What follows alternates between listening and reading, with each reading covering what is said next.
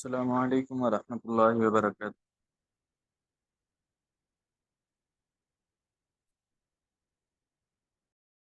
وعلیکم السلام ورحمۃ اللہ وبرکاتہ۔ کیا حال ہیں جی آپ حضرات کے؟ ٹھیک ٹھاک ہیں؟ خیریت سے ہیں؟ الحمدللہ استاد جی، آپ ٹھیک ہیں؟ جی الحمدللہ۔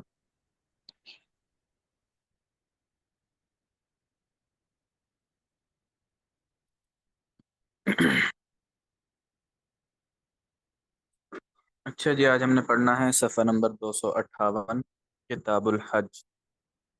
پچھلا ہمارا زکوٰۃ کا باب تھا، تو زکوٰۃ ہماری مکمل ہو چکی ہے۔ کتاب الحج، قال اللہ تعالی، اللہ تعالیٰ فرماتے ہیں وَلِلَّهِ عَلَى النَّاسِ حِجُّ الْبَيْتِ مَنِ اسْتَطَاعَ إِلَيْهِ سَبِيلًا وَمَنْ كَفَرَ فَإِنَّ اللَّهَ غَنِيٌّ عَنِ الْعَالَمِينَ۔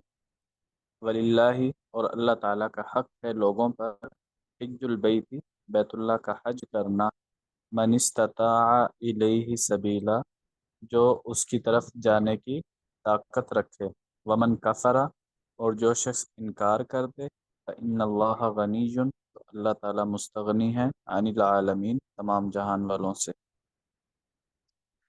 تو قرآن پاک کی یہ آیت ہے جو حج کی فرضیت اس آیت سے ثابت ہوتی ہے۔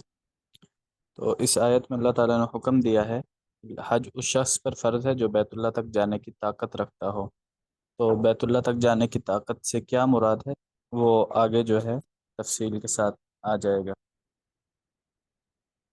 وقال رسول اللہ صلی اللہ علیہ وسلم، اور آپ صلی اللہ علیہ وسلم نے فرمایا حج کی فضیلت کے بارے میں، من حج للہ، جو حج کرے اللہ تعالیٰ کی رضا کے لیے، فلم یرفس، اور اس میں وہ کوئی بے حیائی والا کام نہ کرے، ولم یفسق، کوئی گناہ کا کام نہ کرے، رجع، تو وہ حج سے اس طرح واپس لوٹے گا کہ یومن، اس دن کی طرح، ولدت امہ، جس دن اس کی ماں نے اسے جنا تھا۔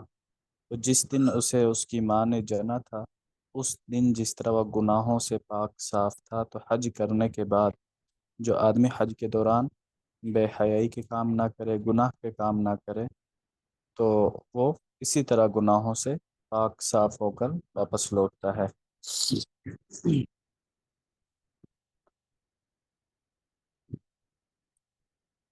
اچھا جی، آگے الحج فی اللغت، حج عربی کے اندر حجہ کا معنی کیا ہے؟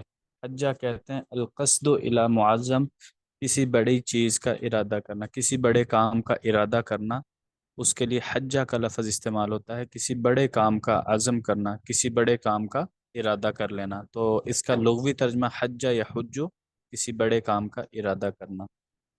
والحج فی الشرع، اور شریعت کے اندر حج کسے کہتے ہیں؟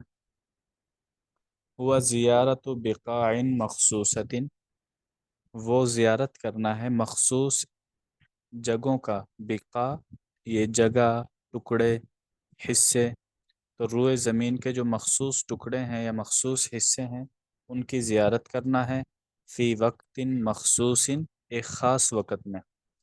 تو حج کا وقت کون سا ہے یہ بھی آگے بیان کر دیں گے، علی وجہ مخصوص، مخصوص طریقے کے ساتھ۔ اب زیارت کرنی ہے تو زیارت کرنے کا طریقہ کار کیا ہوگا، وہ طریقہ کار بھی مخصوص ہے، تو آگے جو ہے وہ تفصیل سے بیان کر دیں گے۔ تو شریعت کے اندر حج کہتے ہیں کہ مخصوص جگہوں کا مخصوص وقت میں مخصوص طریقوں کے ساتھ زیارت کرنا، یہ حج کہلاتا ہے۔ یہ مخصوص طریقے کون سے ہیں، مخصوص جگہ کون سی ہے، مخصوص وقت کون سا ہے، یہ آگے تفصیل کے ساتھ آ جائے گا۔ آگے کہتے ہیں قد اجمعت الامت، امت کا اجماع ہے یا امت متفق ہے، علی فرضیت الحج، حج کے فرض ہونے پر، تمام امت کا اتفاق ہے، کسی کا بھی اس میں انکار نہیں ہے۔ حج کی فرضیت کے سارے کے سارے ائمہ، فقہا، محدثین قائل ہیں۔ ولم یختلف فی فرضیت، اور اختلاف نہیں ہے حج کے فرض ہونے میں، احد من المسلمین، کسی ایک مسلمان کا بھی۔ تو حج جو ہے جس طرح نماز فرض ہے اس میں کسی کے اختلاف نہیں، اسی طرح حج بھی فرض ہے، اس میں کسی کا اختلاف نہیں۔ تو جو چیز قرآن پاک سے ثابت ہو جائے، حدیث سے ثابت ہو جائے، جس چیز کا فرض ہونا، تو اس کا انکار کرنے والا، اگر کوئی شخص اس کا انکار کر دے، اس کی فرضیت کا انکار کر دے، تو ایسا شخص جو ہے وہ دائرہ اسلام سے نکل جاتا ہے۔ مثال کے طور پر کوئی بندہ کہے جی میں نماز کو فرض نہیں مانتا، نماز کو فرض نہیں مانتا، تو ایسا شخص دائرہ اسلام سے خارج ہے۔ کوئی شخص کہے میں حج کو فرض نہیں مانتا، کچھ شرائط ہیں، ٹھیک ہے، تو شرائط پائی جا رہی ہیں لیکن اس کے باوجود کہہ رہا ہے کہ میں حج کو فرض نہیں مانتا، تو ایسا شخص بھی دائرہ اسلام سے خارج ہے۔ میں رمضان کے روزوں کو فرض نہیں مانتا، تو جس چیز کی فرضیت قرآن سے ثابت ہو جائے، حدیث سے ثابت ہو جائے، یا امت کے اجماع سے، یعنی تمام فقہا متفق ہوں کسی چیز کی فرضیت پر، تو اس کی فرضیت کا انکار کرنے والا شخص دائرہ اسلام سے خارج ہو جاتا ہے۔ تو حج بھی ایک فریضہ ہے۔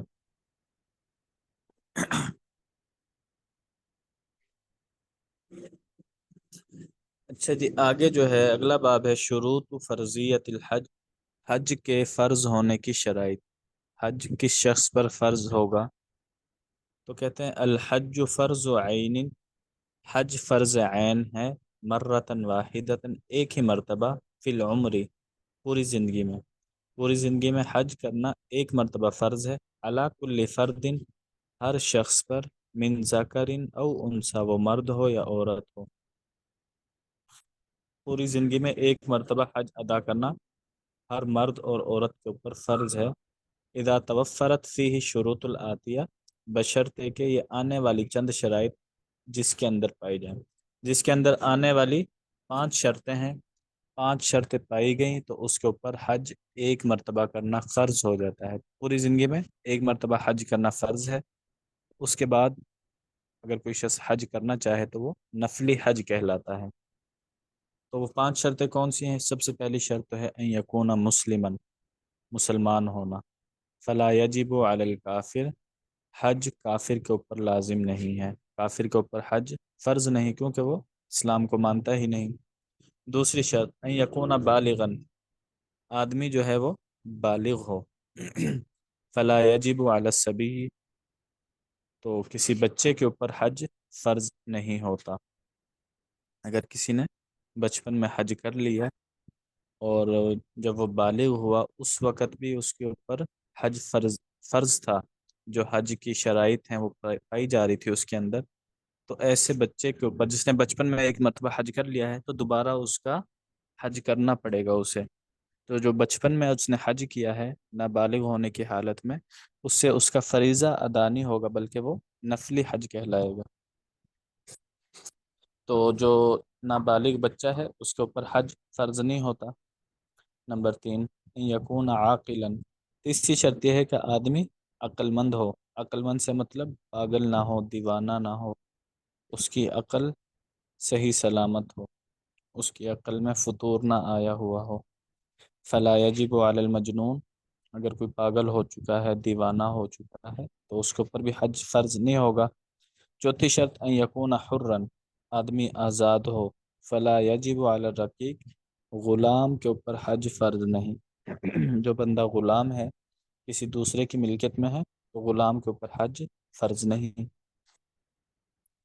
پانچویں شرط ہے ان یکون مستطیعا، آدمی طاقت بھی رکھتا ہو حج کرنے کی، فلا یجب علی الذی لا یستطیع، تو جو شخص حج کی طاقت نہیں رکھتا اس کے اوپر حج فرض بھی نہیں ہوگا۔ وہ قرآن پاک کی آیت تھی نا، وَلِلَّهِ عَلَى النَّاسِ حِجُّ الْبَيْتِ مَنِ اسْتَطَاعَ، جو شخص طاقت رکھے، تو جس میں طاقت نہیں ہے تو اس کے اوپر حج فرض نہیں ہوگا۔ اب طاقت کا کیا مطلب ہے آگے بیان کر دیا، وَمَعْنَى الْإِسْتِطَاعَةِ، طاقت کا مطلب یہ ہے ان یملک الزادہ، آدمی کے پاس زیادہ راہ موجود ہو، سامان ہو، پیسے ہوں، جو خرچہ ہوگا وہ مکمل خرچہ اس کے پاس موجود ہو، والراحلہ، اور سواری بھی اس کے پاس موجود ہو، زائدین، یہ دونوں زائد ہوں، عن نفقت عیالہ، اپنے اہل و عیال کے خرچے سے، لمدت غیابہ، اس کے غائب ہونے کی مدت میں۔ تو اگر کوئی شخص حج کرنا چاہتا ہے تو طاقت کا مطلب یہ ہے کہ آدمی کے پاس ایک تو آنے جانے کا کرایہ، حج کے لیے جانا ہے، جاتے ہوئے کتنا کرایہ لگے گا، آتے ہوئے کتنا کرایہ لگے گا، مکمل خرچہ، اور وہاں پر رہ کر جو خرچہ ہے سارے اخراجات شامل کر کے تقریباً 10-12 لاکھ روپے لگ جاتے ہیں۔ تو یہ 10-12 لاکھ، اور اس کے علاوہ اس کے وہاں پر جو ہے مکہ مکرمہ میں، مدینہ منورہ میں جو اس کے اپنے ذاتی اخراجات ہیں ان کے رقم بھی اس کے پاس موجود ہو۔ اس کے علاوہ جتنے دن اس کے حج پر لگیں گے اتنے دنوں کا خرچہ اپنے گھر والوں کو بھی دے۔ مثال کے طور پر 25 دنوں کے لیے جا رہا ہے تو 25 دنوں کا خرچہ گھر والوں کا یہ اٹھا سکتا ہو، اس کے پاس اتنے پیسے موجود ہیں کہ یہ اپنے خرچہ بھی نکال سکے 25 دن حج کے لیے جو جا رہا ہے، آنے جانے کا کرایہ، وہاں پر رہنے کا خرچہ، اور پیچھے گھر والوں کو بھی 25 دن کا خرچہ دے کر جا سکے۔ اگر اس کے پاس اتنی طاقت ہے، اتنے پیسے موجود ہیں، پھر اس کے اوپر حج فرض ہے۔ اگر اس کے پاس اتنے پیسے نہیں ہیں، مثال کے طور پر خود تو جا سکتا ہے، ٹکٹ کے پیسے موجود ہیں، ویزے کے موجود ہیں، ٹھیک ہے، وہاں پر رہنے کے لیے پیسے جو خرچہ ہوگا وہاں پر وہ پیسے موجود ہیں، لیکن گھر والوں کو دینے کے لیے پیسے نہیں ہیں۔ اگر یہ 25 دن چلا جاتا ہے تو گھر والوں کو 25 دن کا خرچہ نہیں دے سکتا، تو ایسے شخص کے اوپر بھی حج فرض نہیں ہے۔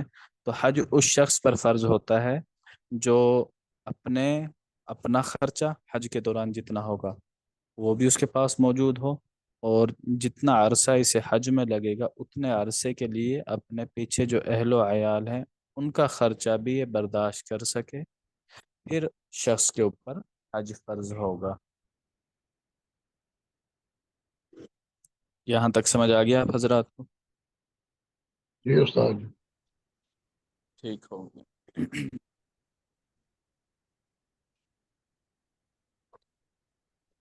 اچھا جی، اگلا باب ہے شروط وجوب الادا۔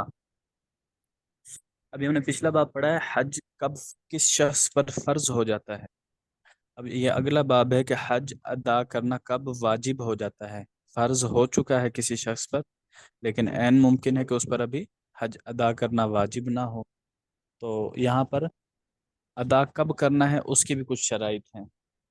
لا یجب ادا الحج، حج کو ادا کرنا واجب نہیں ہے مگر جب آنے والی شرائط پائی جائیں۔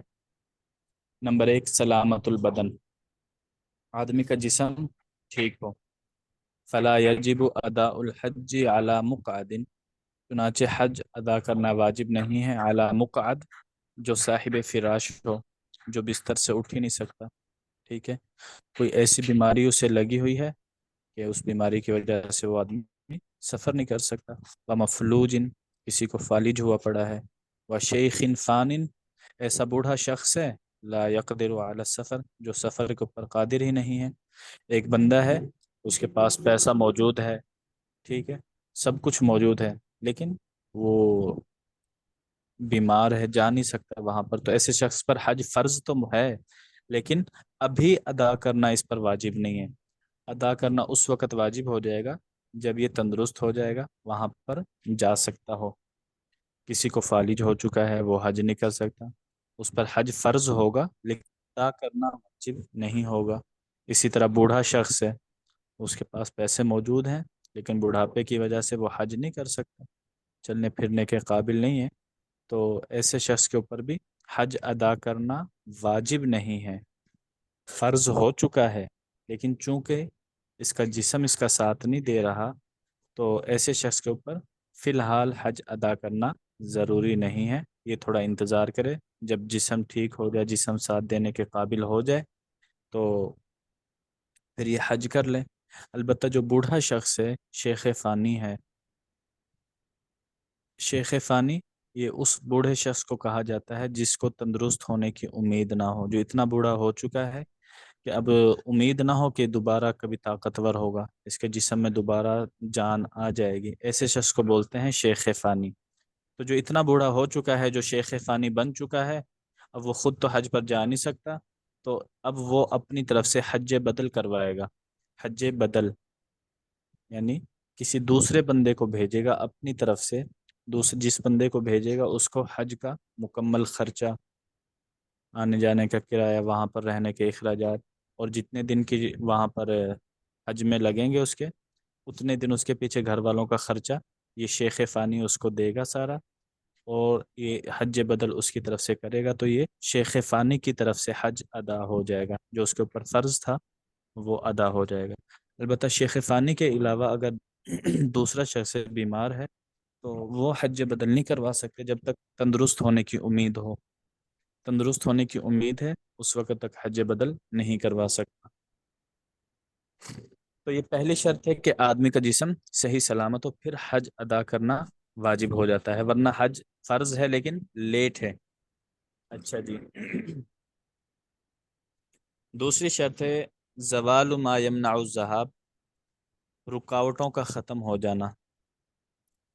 کوئی رکاوٹیں ہیں درمیان میں، تو جب رکاوٹیں ختم ہو جائیں گی پھر جو ہے حج ادا کرنا ضروری ہو جاتا ہے۔ فلا یجب اداؤہ علی المحبوس، چنانچہ حج ادا کرنا واجب نہیں ہوتا محبوس قیدی شخص پر۔ بادشاہ نے قید کیا ہوا ہے، پولیس نے قید کیا ہوا ہے، ٹھیک ہے، کسی شخص کو سزا سنائی ہوئی ہے 5 سالوں کی، اور اس شخص کے پاس پیسے موجود ہیں، آنے جانے کا خرچہ، گھر والوں کا خرچہ موجود ہے، حج اس پر فرض ہو چکا ہے، لیکن چونکہ رکاوٹ موجود ہے، وہ قید میں ہے، اس لیے اس پر فوراً حج ادا کرنا ضروری نہیں ہے، بلکہ قید سے چھوٹنے کے بعد جب یہ چھوٹ جائے گا، رہا ہو جائے گا، اس کے بعد اس پر حج ادا کرنا ضروری ہوگا۔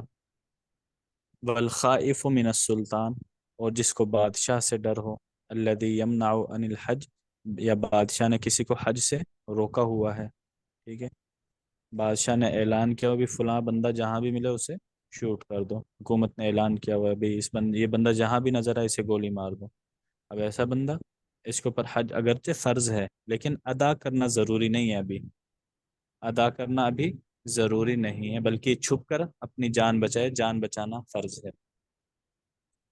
اچھا جی، دوسری شرط ہے کہ رکاوٹیں ختم ہو جائیں۔ تیسری شرط ہے امن الطریق، راستہ بھی پرامن ہو۔ فلا یجب اداؤہ، حج ادا کرنا واجب نہیں ہوتا اذا لم یکن الطریق معمونا، جب راستہ پرامن نہ ہو۔ اگر راستے میں کوئی خطرہ ہے، راستے میں کوئی خطرہ ہے، ٹھیک ہے، جائے گا تو جان کو خطرہ ہے، تو ایسی صورت میں بھی حج فوراً ادا کرنا ضروری نہیں ہے، بلکہ حج کو مؤخر کیا جا سکتا ہے۔ نمبر 4، وجود زوج او محرم، شوہر کا ہونا یا کسی محرم مرد کا ہونا، فی حق المرأتی، عورت کے حق میں۔ اگر عورت کے اوپر حج فرض ہو چکا ہے تو ایک شرط عورت کے لیے یہ بھی ہے کہ عورت کے ساتھ اس کا شوہر موجود ہو یا عورت کا کوئی محرم رشتہ دار موجود ہو، عورت اکیلی حج پر نہیں جا سکتی۔ فلا یجب اداؤہ علی المرأتی،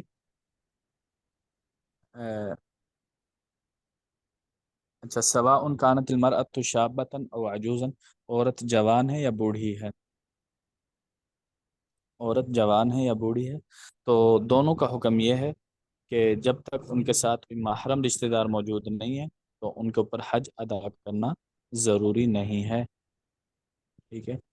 تو البتہ جو بوڑھی عورتیں ہیں ان کے کیا کہتے ہیں، ان کے بارے میں قافلوں کی شکل میں عورتیں جاتی ہیں، تو اس میں کچھ عورتوں کے محرم رشتہ دار ساتھ موجود ہوتے ہیں، کچھ عورتوں کے محرم رشتہ دار نہیں ہوتے، ٹھیک ہے، کوئی چاچے کے ساتھ چلی جاتی ہے، کوئی تائی کے ساتھ چلی جاتی ہے، اسی طرح۔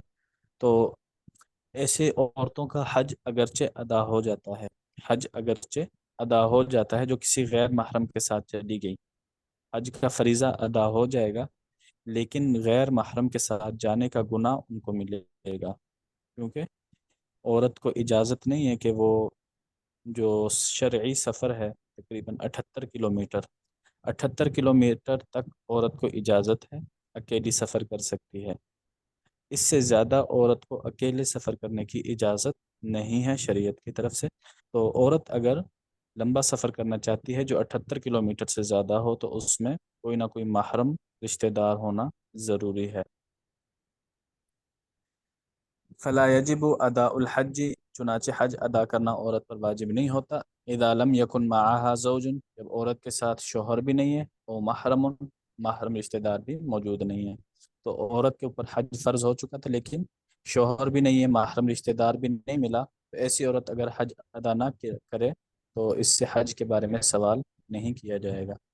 پانچواں، عدم قیام العدت،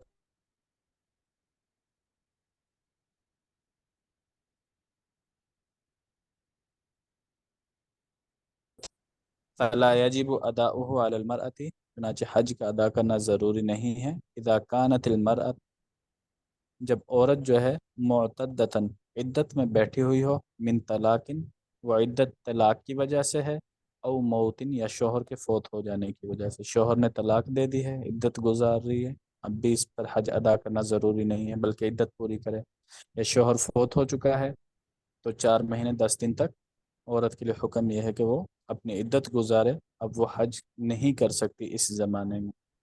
تو یہ کچھ شرائط ہیں 5، جسم صحیح سلامت ہو، راستے میں کسی قسم کی کوئی رکاوٹ نہ ہو، راستہ پرامن ہو، عورت کے لیے محرم رشتہ دار موجود ہو، اور عورت عدت کے زمانے میں نہ ہو۔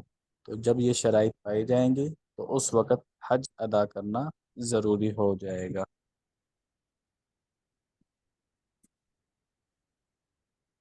یہاں تک سمجھ آ گئی جی آپ حضرات کو؟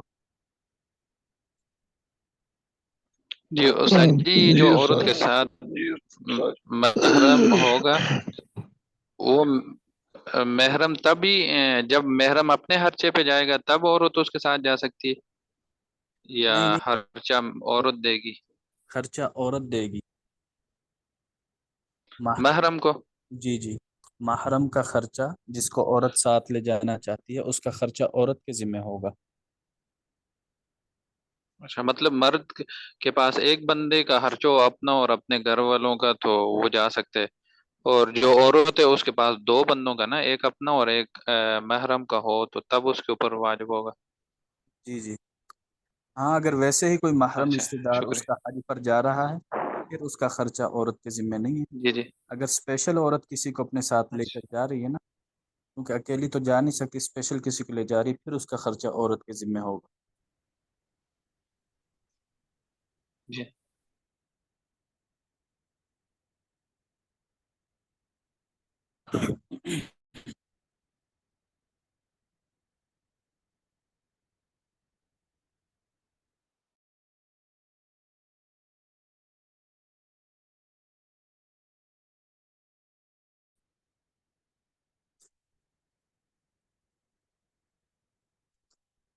چلیں جی، ادب المفرد کھول لیں۔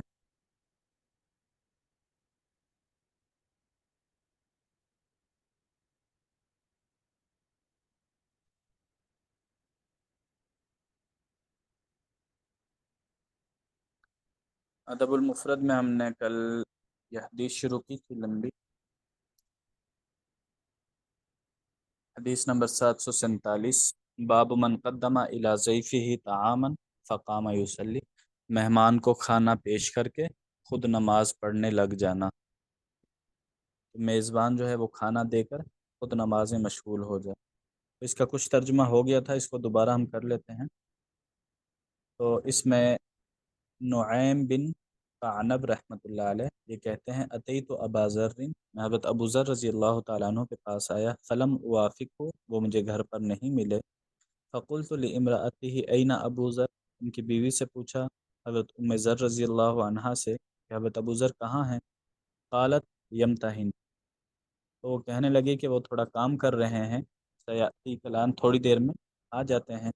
فجلست له، نعیم بن قعنب کہتے ہیں میں انتظار میں بیٹھ گیا، فجاء، حضرت ابو ذر رضی اللہ عنہ آئے، فمعه بعیرانی، 2 اونٹ بھی ساتھ تھے، قد قطر احدهما بعجز الاخر، ایک اونٹ کو دوسری اونٹ کے پیچھے باندھا ہوا تھا، فی عنق کل واحد منهما قربہ، دونوں اونٹوں کے گلے میں مشکیزہ جو ہے وہ لٹکا ہوا تھا، فوضعهما ثم جاء، تو انہوں نے مشکیزے اتارے اونٹ کی گردن سے اور پھر میرے پاس آ گئے حضرت ابو ذر رضی اللہ تعالیٰ عنہ، فقلت یا ابا ذر، تو یہ کہنے لگے نعیم بن قعنب رحمۃ اللہ علیہ، اے ابو ذر، ما من رجل كنت القاہ کان احب الی لقیا منک، کسی بھی شخص سے ملاقات کرنا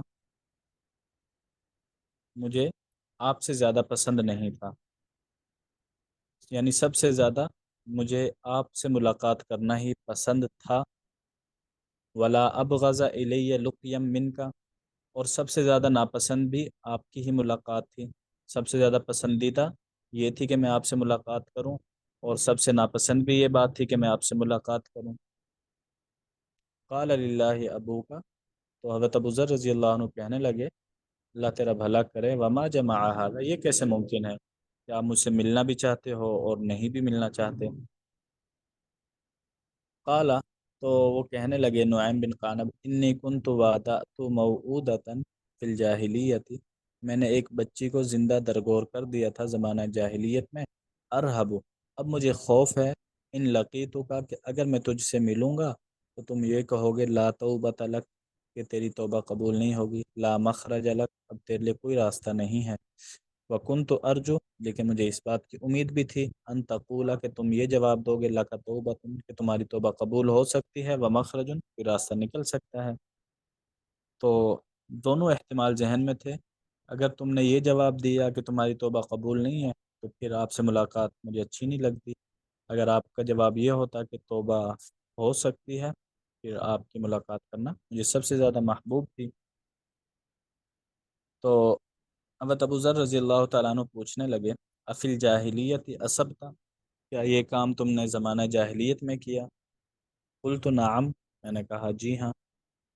قال عفا اللہ عما سلف، حضرت ابو ذر رضی اللہ عنہ فرمانے لگے اللہ تعالیٰ نے اسے معاف کر دیا جو زمانہ جاہلیت میں تم نے کام کیا۔ وقال علی امراتی، پھر حضرت ابو ذر رضی اللہ تعالیٰ عنہ نے اپنی بیوی سے کہا آتینا بطعام، میں کھانا لا کر دو، فابت، بیوی نے انکار کر دیا، ثم امرها، پھر حکم دیا بیوی کو، فابت، بیوی نے دوسری مرتبہ بھی انکار کر دیا، حتی ارتفعت اصواتهما، یہاں تک کہ دونوں کی آوازیں بلند ہو گئی، حضرت ابو ذر اور حضرت ام ذر رضی اللہ عنہما کی آوازیں آپس میں بلند ہو گئی۔ قال ایہی، تو غصے میں یا بالآخر حضرت ابو ذر رضی اللہ تعالیٰ عنہ نے کہا ایہی، بس کر، فإن كنا لا تعدون ما قال رسول اللہ صلی اللہ علیہ وسلم، تم عورتیں آپ صلی اللہ علیہ وسلم کے فرمان سے آگے نہیں گزر سکتی۔ قلت، تو یہ جو وہاں پر تابعی بیٹھے ہوئے تھے نعیم بن قانب، یہ پوچھنے لگے وما قال رسول اللہ صلی اللہ علیہ وسلم فیہن، آپ صلی اللہ علیہ وسلم نے عورتوں کے بارے میں ایسی کون سی بات کہی ہے؟ قال، تو فرمانے لگے ان المرأة خلقت من ضلع، عورت کو ایک ٹیڑھی پسلی سے پیدا کیا گیا ہے، وَإِنَّكَ إِن تُرِدْ، اور اگر تم یہ چاہتے ہو ان تقیمہا، کہ تم اس کو سیدھا کر دو، عورت ٹیڑھی پسلی سے بنی ہے، اگر تم اسے سیدھا کرنا چاہو گے تکسیروہا، تو تم اسے توڑ دو گے، یہ سیدھی نہیں ہو سکتی، جیسی اس کی فطرت ہے اس نے اسی طرح رہنا ہے، وَإِن تُدَارِہَا، اور اگر تم اس کے ساتھ اسی طرح چلو گے فَإِنَّ فِيهَا أَبَدًا، تو اس میں تم جو ہے وہ اپنی مدت تک پہنچ جاؤ گے، وبلغتاً، اور اپنی زندگی پوری کر لو گے، یعنی عورت کے ساتھ جس طرح عورت کا مزاج ہے اسی طرح تم چلو، پھر تو تم عورت کے ساتھ اپنی زندگی جو ہے وہ گزار سکتے ہو، لیکن اگر تم عورت کو اپنے مزاج کے مطابق بنانے کی کوشش کرو گے تو پھر تمہاری آپس میں نہیں بن سکتی، جدائی ہو جائے گی۔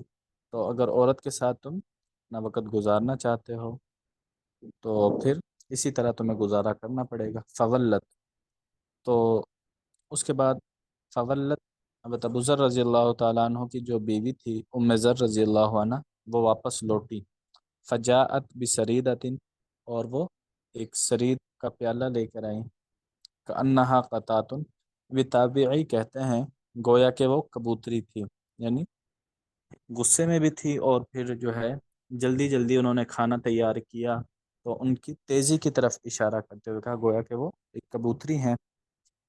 فقال، تو حضرت ابو ذر رضی اللہ تعالیٰ عنہ نے ان سے کہا جو مہمان بیٹھے ہوئے تھے نعیم بن قانب، کل، تم کھاؤ، ولا بولنا کا، اور تم جو ہے میری فکر نہ کرنا،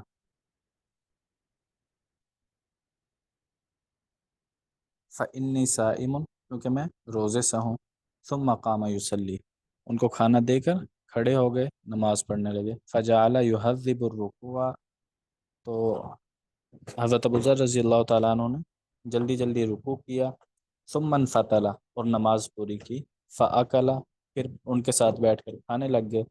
فقلت، یہ جو تابعی تھے انہوں نے انا للہ پڑھی، انا للہ و انا الیہ راجعون، پھر کہنے لگے ما کنت اخاف ان تکذبنی، میں یہ بات سوچ بھی نہیں سکتا تھا کہ آپ بھی جھوٹ بولیں گے، آپ بھی جھوٹ بولیں گے۔ پہلے تو آپ نے کہا تھا کہ میرا روزہ ہے، اب جو ہے میرے ساتھ تم کھانا کھانے لگ گئے ہو۔ قال للہ ابوک، تو وہ کہنے لگے اللہ تیرا بھلا کرے، ما کذبت، میں نے جھوٹ نہیں بولا، منذ لقیتنی، جب سے میں تجھ سے بات چیت کر رہا ہوں میں نے کوئی بھی جھوٹ نہیں بولا۔ قلت، تو انہوں نے کہا، نعیم بن قانب نے، الم تخبرنی انک صائم، ابھی آپ نے تھوڑی دیر پہلے یہ نہیں کہا تھا کہ میں روزے دار ہوں؟ قال بلا، انہوں نے کہا ہاں میں نے کہا تھا، انی صمت من هذا الشهر 3 ایام، میں نے اس مہینے میں 3 روزے رکھ لیے، فکتب لی اجرہ، اس لیے میرے اس روزے کا اجر بھی میرے لیے لکھ دیا گیا، وحل لی الطعام، اور کھانا میرے لیے حلال ہو گیا ہے۔ تو یہاں پر حضرت ابو ذر رضی اللہ تعالیٰ عنہ نے نفلی روزہ رکھا ہوا تھا، اور نفلی روزے کا حکم یہ ہے کہ اگر مہمان آ جائے تو مہمان کے ساتھ جو ہے وہ آدمی جو ہے نفلی روزہ توڑ دے اور مہمان کے ساتھ بیٹھ کر کھانا کھا لے۔ اگر مہمان جو ہے اس کے بارے میں اندیشہ ہو کہ مہمان یہ بات تھوڑی محسوس کر جائے گا کہ میں اکیلا کھانا کھا رہا ہوں، تو ایسی صورت میں آدمی نفلی روزہ توڑ کر مہمان کے ساتھ جو ہے وہ کھانا کھا لے۔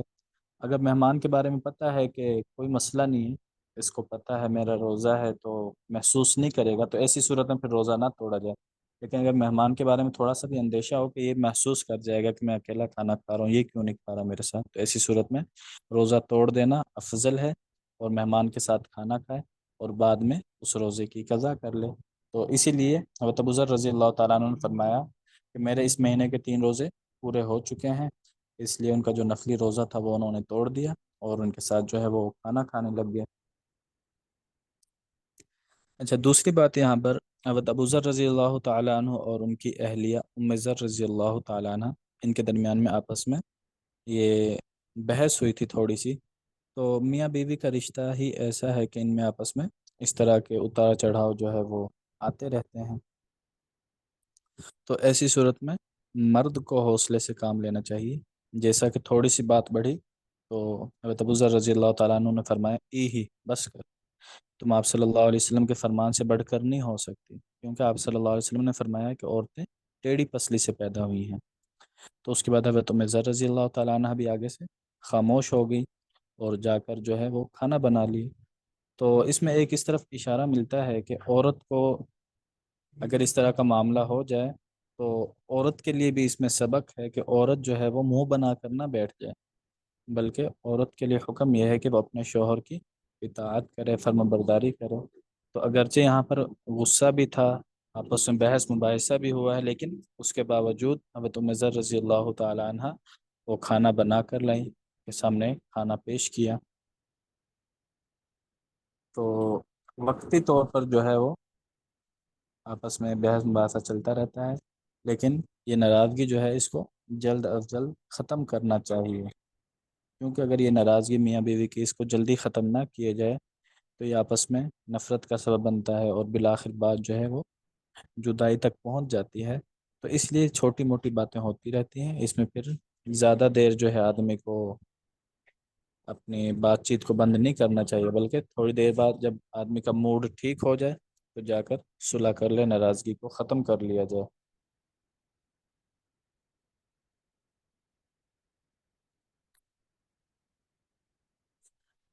اچھا جی، اگلا باب ہے باب نفقۃ الرجل علی اہلہ، آدمی کا اپنے گھر والوں کے اوپر خرچہ کرنا۔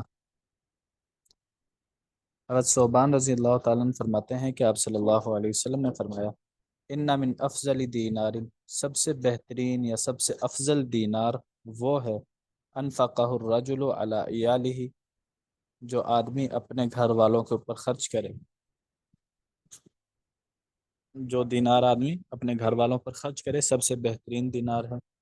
व दीनार अनफ़क़हु अला अस्हाबिही, और वो दीनार जो आदमी खर्च करे अपने साथियों पर, फ़ी सबीलिल्लाह, अल्लाह ताला के रास्ते में, जिहाद में गए हुए हैं, हज में गए हुए हैं, या वैसे ही कोई दीनी सफ़र है, अल्लाह के रास्ते में निकले हुए हैं, तो अपने साथियों के ऊपर खर्च करना ये भी बेहतरीन दीनार कहा है। काला अबू किलाबा, तो यहाँ पर रावी हैं एक अबू किलाबा, वो फरमाते हैं वबदा अबिल अयाल, आप सल्लल्लाहु अलैहि वसल्लम ने इब्तदा की है अहलो अयाल के साथ कि सबसे अफजल दीनार वो है जो आदमी अपने घर वालों पर खर्च करे, दूसरे नंबर पर अपने साथियों के ऊपर खर्च करे। व अय्यु रजुलिन अअज़मु अजरन मिन रजुलिन युनफ़िक़ु अला अयालिन सिगारिन, और उस शख्स से ज़्यादा अजर किसका हो सकता है जो अपने छोटे बच्चों के ऊपर खर्च करे, हत्ता युग़नियहुमुल्लाहु अज़्ज़ा वजल, यहाँ तक कि अल्लाह ताला उन छोटे बच्चों को बेनियाज कर दें, यानी वो छोटे बच्चे बड़े हो जाएं, बालिग हो जाएं, खुद कमाने के काबिल हो जाएं, तो इतने अरसा तक छोटे बच्चों के ऊपर खर्च करना, तो जो भी पैसा बच्चों के ऊपर खर्च किया जाता है अल्लाह ताला उस पर सदक़े का सवाब अता फरमाते हैं। तो इसी तरफ इशारा है कि उससे ज़्यादा अजर किसका हो सकता है कि जो अपने बच्चों के ऊपर, अहल अयाल के ऊपर खर्च करता रहे यहाँ तक कि वो खुद कफील हो जाए।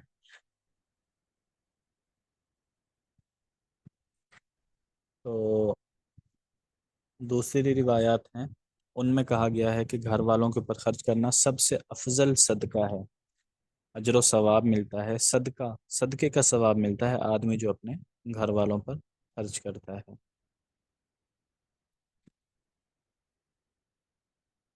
अच्छा जी, अगली हदीस हज़रत अबू मसूद बदरी रज़ी अल्लाह ताला अन्हु फरमाते हैं कि आप सल्लल्लाहु अलैहि वसल्लम ने फरमाया, मन अनफ़क़ नफ़क़तन अला अहलिही, जो आदमी अपने घर वालों के ऊपर खर्च करे, वहुव यहतसिबुहा, उसमें सवाब की उम्मीद भी रखे, कानत लहू सदका, फिर उसे सदक़े का सवाब मिलेगा। घर वालों पर खर्च करते वक्त सवाब की उम्मीद भी रखे कि मैं इन पर खर्च कर रहा हूँ, अल्लाह ताला ने हुक्म दिया है, आप सल्लल्लाहु अलैहि वसल्लम ने हुक्म दिया है, इस पर मुझे सवाब मिलेगा। तो सवाब की उम्मीद से जो माल आदमी घर वालों के ऊपर खर्च करेगा, तो हर हर पैसे के ऊपर अल्लाह ताला उसे सदक़े का सवाब अता फरमाएंगे। तो इसलिए हम में से हर बंदा घर वालों के ऊपर खर्च करता है, अपनी नीयत बस ये बना लें कि मैं अल्लाह ताला का हुक्म समझकर, आप सल्लल्लाहु अलैहि वसल्लम का फरमान समझकर अपने घर वालों के ऊपर खर्च कर रहा हूँ, इस पर मुझे अजर व सवाब मिलेगा। तो इंशाअल्लाह इस पे जितना भी खर्चा होता है घर में, तो अल्लाह ताला हमें सदक़े का सवाब अता फरमाएंगे। अगली हदीस हज़रत जाबिर रज़ी अल्लाह ताला अन्हु फरमाते हैं कि एक शख्स ने अर्ज़ किया, या रसूल अल्लाह इंदी दीनारुन, अल्लाह के रसूल मेरे पास एक दीनार है, मैं क्या करूँ। क़ाल अनफ़िक़हु अला नफ़्सिक, आपने फरमाया कि अपने ज़ात के ऊपर खर्च करो, एक दीनार है, सबसे पहले अपने ऊपर खर्च करो।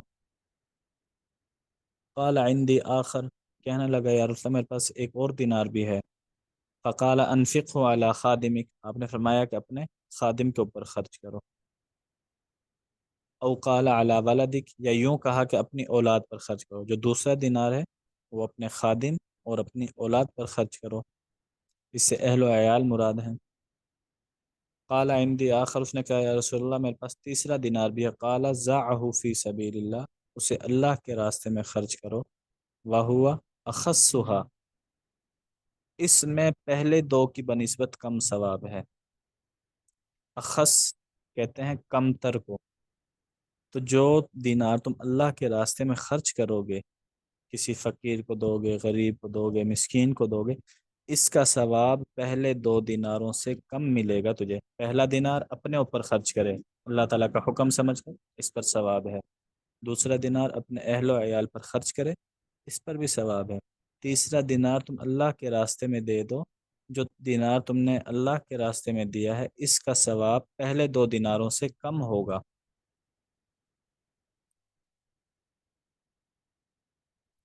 तो इसमें इसी तरफ इशारा है कि आदमी सबसे पहले तो उसकी अपनी जान मुकद्दम है, सबसे पहले आदमी के ऊपर उसका अपना हक है, अपने जिस्म का हक है।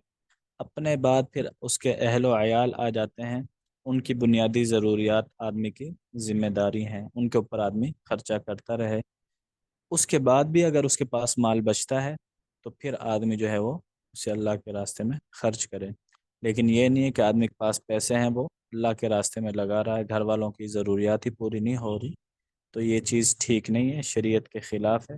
بلکہ سب سے پہلے اپنی ذات کا خیال رکھنا ہے، دوسرے نمبر پر اپنے گھر والوں کی ضروریات کا خیال رکھنا ہے، اس کے بعد بھی اگر آدمی کے پاس مال موجود ہے، اضافی ہے، تو اسے پھر اللہ تعالیٰ کے راستے میں صدقہ کرنا چاہیے۔ اب اس کا یہ مطلب بھی نہیں ہے کہ آدمی جو ہے بس اپنے اوپر ہی خرچ کرتا رہے، اپنے گھر والوں کے اوپر ہی خرچ کرتا رہے، اللہ کے راستے میں خرچہ کرے ہی نہ، صدقہ وغیرہ دے ہی نہ، بلکہ صدقہ دینا اس کا مستقل ایک ثواب ہے، اس کی مستقل ایک علیحدہ سے فضیلت ہے، تو وہ بھی کرنا چاہیے۔ لیکن اس میں اس وقت آدمی صدقہ کرے اللہ کے راستے میں جب پہلی دو ضروریات، اپنی ضروریات اور اپنے گھر والوں کی جو بنیادی ضروریات ہیں وہ پوری ہو رہی ہیں۔ اس میں ضروریات مراد ہیں، خواہشات مراد نہیں ہیں۔ خواہشات تو آدمی کی کبھی ختم نہیں ہوتی، جو بنیادی ضروریات ہیں، دو وقت کا کھانا، ٹھیک ہے، اور پہننے کے لیے کپڑے، مکان، رہائش وغیرہ، یہ بنیادی ضرورت ہے انسان کی، اگر یہ پوری ہو رہی ہیں تو اس کے بعد آدمی اللہ تعالیٰ کے راستے میں مال خرچ کر سکتا ہے۔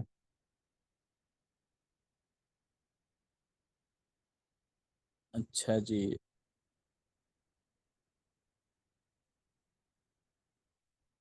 اگلی حدیث 751، حضرت ابو ہریرہ رضی اللہ تعالیٰ عنہ فرماتے ہیں کہ آپ صلی اللہ علیہ وسلم نے فرمایا، اربعات دنانیر، چار دینار ہیں، دینارن آتیتہ مسکینن، پہلا وہ دینار جو تم کسی مسکین کو دے دو، و دینارن آتیتہ فی رقبہ، دوسرا وہ دینار جو تم کسی غلام کو آزاد کرانے کے لیے دے دو، و دینارن انفقتہ فی سبیل اللہ، تیسرا وہ دینار جو تم اللہ کے راستے میں خرچ کرو، و دینارن انفقتہ علی اہلک، چوتھا وہ دینار جو تم اپنے اہل و عیال پر خرچ کرو، افضلها، ان میں سب سے افضل دینار کون سا ہے، الذی انفقتہ علی اہلک، جو تم اپنے اہل و عیال پر خرچ کرو۔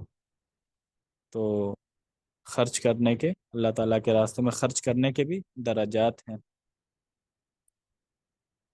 تو سب سے ان روایات سے یہ بات واضح ہو رہی ہے کہ مال کے خرچ کرنے میں سب سے مقدم آدمی کے جو ہے وہ بیوی بچے ہیں، ان کی بنیادی ضروریات کو پورا کرنا یہ آدمی کی ذمہ داری ہے۔ اگر آدمی یہ ذمہ داری پوری نہیں کر رہا تو آخرت میں اس کا مواخذہ بھی ہوگا، اس پر جس طرح ثواب مل رہا ہے، سب سے افضل دینار کہا جا رہا ہے خرچ کرنے پر، اگر کوئی شخص اپنے اہل و عیال، بیوی بچوں کی ضروریات پوری نہیں کر رہا تو اسی طرح آخرت میں اس سے مواخذہ بھی اتنا ہی سخت ہوگا۔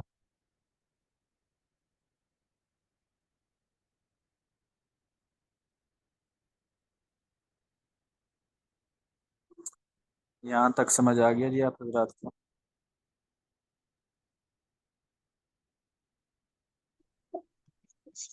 جی سر جی۔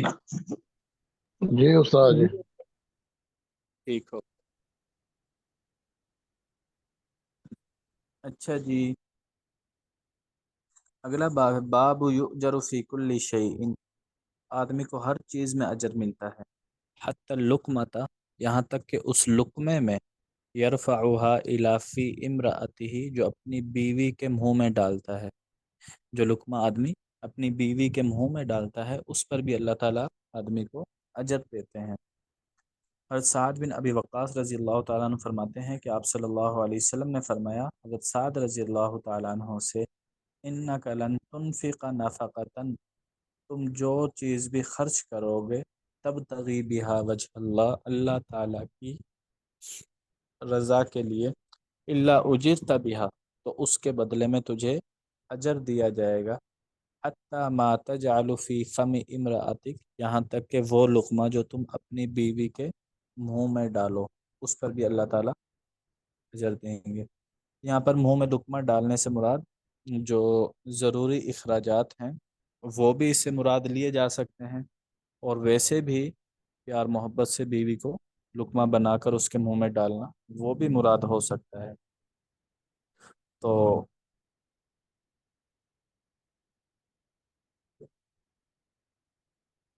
بیوی بچے ہیں، ان کا نان نفقہ پورا کرنا یہ شوہر کی ذمہ داری ہے، ٹھیک ہے، یہ تو ایک طرف تو یہ فرض ہے، ذمہ داری ہے، لیکن یہ فرض اور ذمہ داری ایسا ہے کہ اس کو کرنے پر اللہ تعالیٰ اسے اجر و ثواب بھی عطا فرما رہے ہیں۔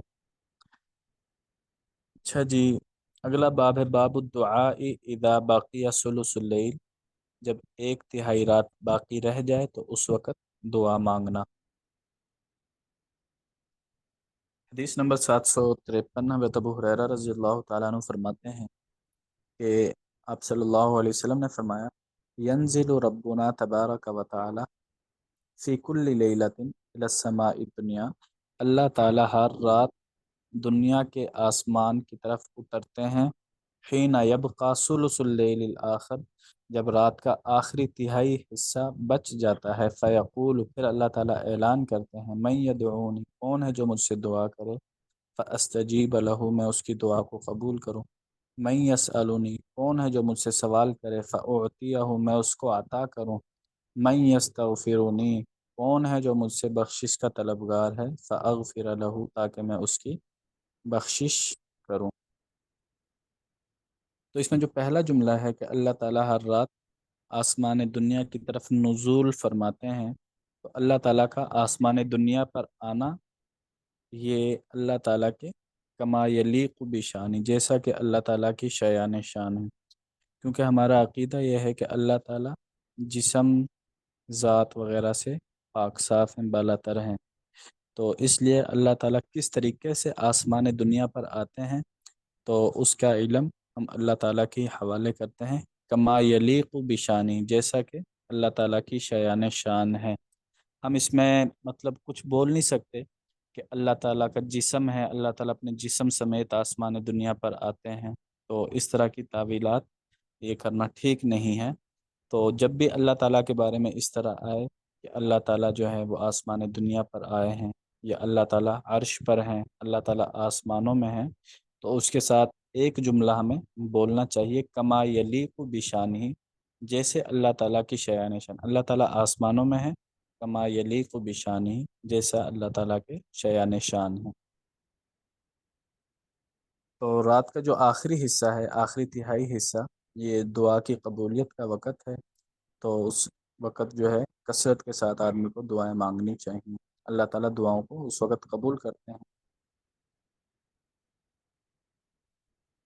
اچھا جی، باب قول الرجل فلان جعد اسود او طویل قصیر یرید الصفت ولا یرید الغیبت، آدمی کا یوں کہنا فلان جعد، فلاں کے بال گھنگریالے ہیں، اسود، فلاں کالا ہے، طویل، وہ تو بڑا لمبا ہے، قصیر، وہ چھوٹا ہے، یرید الصفت، اس کی صفت بیان کرنا مقصود ہو، ولا یرید الغیبہ، غیبت کرنا مقصود نہ ہو، یعنی جب غیبت کرنا مقصود نہ ہو اور کوئی صفت کسی شخص کی پہچان بن چکی ہو، چھوٹے قد والا، کسی کی پہچان بن چکی بھی فلاں بندہ جو چھوٹے قد والا ہے، اب اس کو چھوٹے قد والا کہنا غیبت میں شمار نہیں ہوگا۔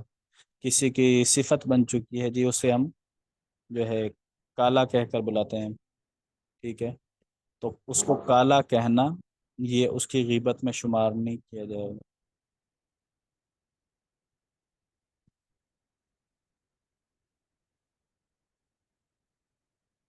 اچھا جی، یہ حدیث امام ابن شہاب زہری رحمۃ اللہ علیہ فرماتے ہیں اخبرنی ابن اخی ابی رحم، مجھے میرے بھتیجے ابو رحم کلثوم بن حسین غفاری انہ سمع ابا رحم، کہ انہوں نے سنا حضرت ابو رحم رضی اللہ تعالیٰ عنہ سے، وکان من اصحاب رسول اللہ صلی اللہ علیہ وسلم، اور ابو رحم یہ ان صحابہ میں سے ہیں جنہوں نے آپ صلی اللہ علیہ وسلم سے بیعت کی، تحت الشجرۃ، درخت کے نیچے، صلح حدیبیہ کے موقع پر جب آپ صلی اللہ علیہ وسلم نے حضرت عثمان رضی اللہ تعالیٰ عنہ کو مکہ مکرمہ بھیجا تھا اور ان کی شہادت کی خبر پھیل چکی تھی، تو اس وقت آپ صلی اللہ علیہ وسلم نے صحابہ سے درخت کے نیچے بیعت لی تھی، لڑنے کی، جنگ کرنے کی، تو اس وقت جن لوگوں نے بیعت کی تھی تو اللہ تعالیٰ نے ان کے بارے میں قرآن پاک کی آیت نازل فرمائی تھی کہ اللہ تعالیٰ نے ان کو بخش دیا ہے۔ تو یہ ان صحابہ میں سے ہیں حضرت ابو رحم رضی اللہ تعالیٰ عنہ، یقول، یہ کہتے ہیں حضرت ابو رحم رضی اللہ تعالیٰ عنہ، غزوت مع رسول اللہ صلی اللہ علیہ وسلم غزوۃ تبوک، میں غزوہ تبوک میں آپ صلی اللہ علیہ وسلم کے ساتھ تھا، فقمت لیلۃ بالاخضر، تو میں نے ایک رات قیام کیا اخذر مقام پر، اخذر یہ جگہ کا نام ہے، تو فقمت لیلتن، وہاں پر میں نے ایک رات قیام کیا، فصرت قریبا منہ، میں آپ صلی اللہ علیہ وسلم کے قریب ہو گیا۔ جب رات کو پڑاؤ ڈالا تو یہ قریب ہو گئے آپ صلی اللہ علیہ وسلم کے۔ فَأُلْقِيَ عَلَيْنَا النُّعَاسُ، کہتے ہیں ہم سب لوگوں کے اوپر اونگ طاری کر دی گئی، اللہ تعالیٰ نے جتنے بھی صحابہ تھے سب کے اوپر اونگ طاری ہوگی، سب کو نیند آنے لگ گئی۔ فَتَفِقْتُ أَسْتَيْقِظُ، میں اپنے آپ کو جگانے کی کوشش کرتا رہا۔ وَقَدْ دَنَتْ رَاحِلَتِي مِنْ رَاحِلَتِهِ، میری سواری آپ صلی اللہ علیہ وسلم کی سواری کے قریب ہو چکی تھی، ٹھیک ہے۔ تو رات کا وقت ہو چکا تھا، آپ صلی اللہ سواری پر بیٹھے ہوئے تھے، تو ان کی سواری، یہ پڑاؤ ڈالنے سے پہلے کا واقعہ بیان کر رہے ہیں، پڑاؤ ڈالا تو پڑاؤ کس طرح ہم نے ڈالا، تو کہتے ہیں کہ میری سواری آپ صلی اللہ علیہ وسلم کی سواری کے بالکل قریب ہو چکی تھی۔ فَيُفْزِعُنِي دُنُوُّهَا، اب میری سواری کا آپ صلی اللہ علیہ وسلم کی سواری کے قریب جانا، اس سے مجھے ڈر لگ رہا تھا۔ کیوں؟ خشیت ان تصیب رجلہ فی الغرض، اس بات کے ڈر سے کہ کہیں آپ صلی اللہ علیہ وسلم کا پاؤں میری رکاب میں نہ لگ جائے، سواری اتنی قریب چل رہی تھی کہ مجھے اندیشہ تھا کہ آپ صلی اللہ علیہ وسلم کا جو پاؤں مبارک ہے وہ میرے رکاب میں نہ لگ جائے۔ فَتَفِقْتُ أُؤَخِّرُ رَاحِلَتِي، میں اپنی سواری کو پیچھے کرتا رہا، روکنے کی کوشش کرتا رہا تاکہ آپ صلی اللہ علیہ وسلم آگے نکل جائیں، میں پیچھے رہوں۔ حتیٰ غلبتنی عینی بعض اللیل، یہاں تک کہ رات کے کچھ حصے میں میری آنکھ لگ گئی، سواری پر بیٹھے ہوئے تھے تو بیٹھے بیٹھے کہتے ہیں کہ میری آنکھ لگ گئی، میں سو گیا۔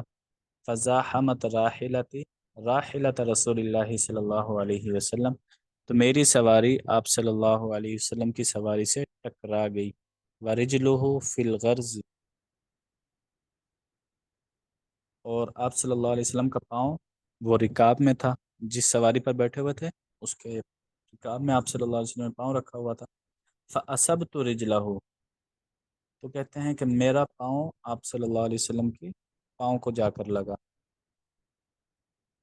فلم استيقظ، میری آنکھ نہیں کھلی، الا بقوله حس، مگر آپ صلی اللہ علیہ وسلم کی آواز سے، حس، جب ان کی سواری جا کر سواری سے لگی تو زور سے لگی، تو لگنے کی وجہ سے آپ صلی اللہ علیہ وسلم کے منہ سے یہ آواز نکلی، حس، تکلیف کی وجہ سے، تو کہتے ہیں جب آپ صلی اللہ علیہ وسلم کے منہ سے یہ الفاظ نکلے، حس، تو اس وقت میری آنکھ کھلی۔ فقلت یا رسول اللہ، تو میں نے کہا اے اللہ کے رسول، استغفر لی، اب میرے لیے استغفار کر دیں۔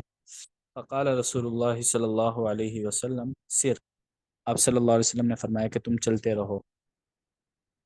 فتفق رسول اللہ صلی اللہ علیہ وسلم یسألنی، تو آپ صلی اللہ علیہ وسلم مجھ سے پوچھتے رہے، عمن تخلف، ان لوگوں کے بارے میں جو غزوہ تبوک میں پیچھے رہ چکے تھے، من بنی غفار، قبیلہ بنو غفار کے لوگوں میں سے، تو قبیلہ بنو غفار، بنو اسلم، یہ قبیلہ جو ہے ابتدا میں مسلمان ہو چکے تھے، تو ان میں سے بھی کچھ لوگ جو ہے وہ غزوہ تبوک میں پیچھے رہ گئے تھے، تو آپ صلی اللہ علیہ وسلم حضرت ابو رحم رضی اللہ تعالیٰ عنہ سے ان کے بارے میں پوچھنے لگے۔ فأخبرہ، میں آپ کو بتاتا رہا۔ فقال وهو يسألنی، تو آپ صلی اللہ علیہ وسلم نے پوچھا، ما فعل، ان لوگوں کا کیا بنا، النفر، ان لوگوں کا کیا بنا، الحمر، جو سرخ رنگ والے ہیں، الطوال، لمبے لمبے قد والے ہیں، الثتات، بڑے لشکر ہے، ٹھیک ہے، سرخ، ان کے رنگ سرخ ہیں، قد لمبے لمبے ہیں، بڑا ان کا لشکر ہے، تو وہ لوگ کیوں نہیں آئے؟ قال فحدثته بتخلفهم، میں نے بتا دیا کہ وہ لوگ بھی پیچھے رہ گئے ہیں۔ قال، پھر آپ نے پوچھا، تو ہمارا جو باب تھا نا، کسی کو لمبا کہنا، کسی کو چھوٹا کہنا، تو یہ وہ جملہ ہے، اس کی مناسبت سے امام بخاری رحمۃ اللہ علیہ نے یہ باب باندھا ہے کہ آپ صلی اللہ علیہ وسلم نے ان کے بارے میں پوچھا کہ وہ لمبے قد والے، سرخ رنگ والے، بڑے مضبوط لوگ، پھر پوچھا فما فعل السود، سود اسود کی جمع ہے کالے لوگ، فما فعل السود کالے لوگ، الجیاد گھنگریالے بال والے، القصات چھوٹے چھوٹے قد والے، الذین لہم نعام جن کے جانور ہیں، بشبہ کا بشبہ کا شرخ جن کے جانور، شبکہ شرخ یہ ایک جگہ کا نام ہے، شبکہ شرخ، تو وہ کالے لوگ جن کے قد چھوٹے ہیں، بال گھنگریالے ہیں، اور ان کے جانور شبکہ شرخ مقام میں ہیں، تو وہ لوگ کیوں نہیں ہیں؟ فتذکرتہم فی بنی غفار، تو میں نے یاد کرنے کی کوشش کی بنو غفار میں سے، ٹھیک ہے۔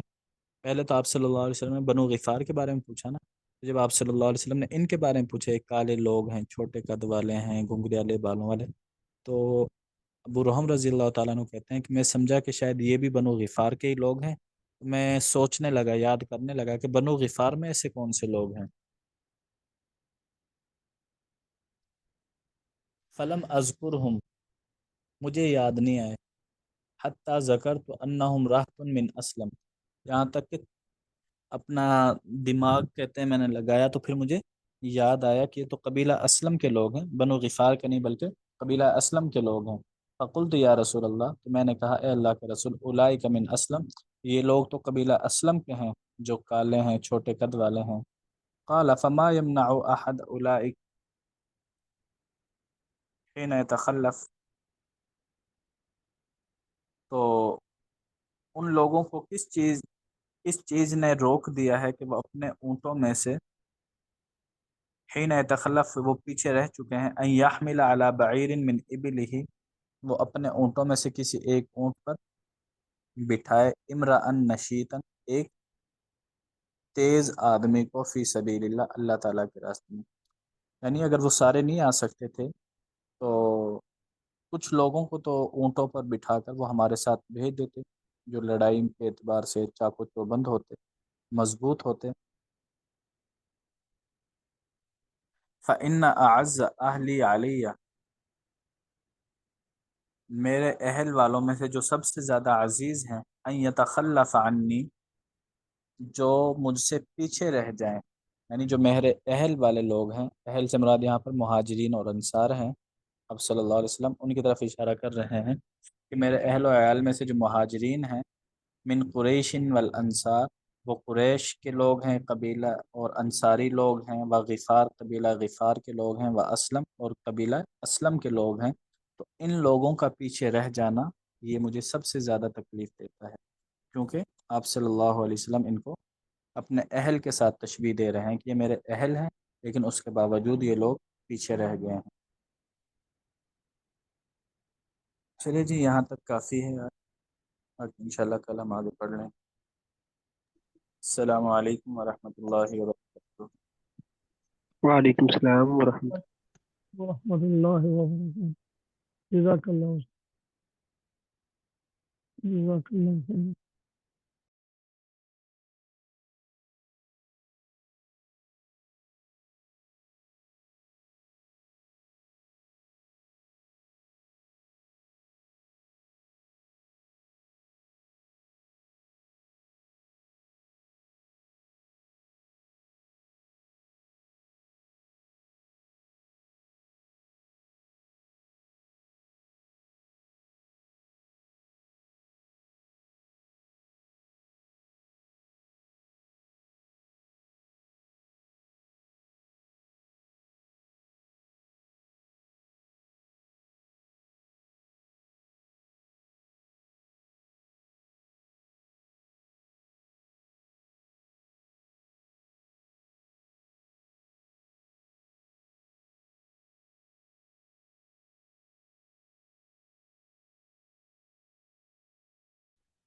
السلام علیکم ورحمۃ اللہ وبرکاتہ۔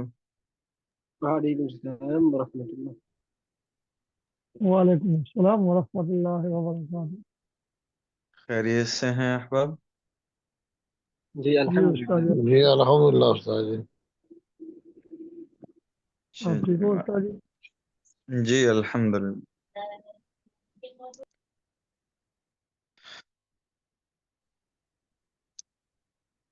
اچھا جی، کل ہم نے قتل کے احکام پڑھ لیے، ان کی مزید تفصیل فقہ کی کتابوں میں آپ حضرات پڑھ لیں گے۔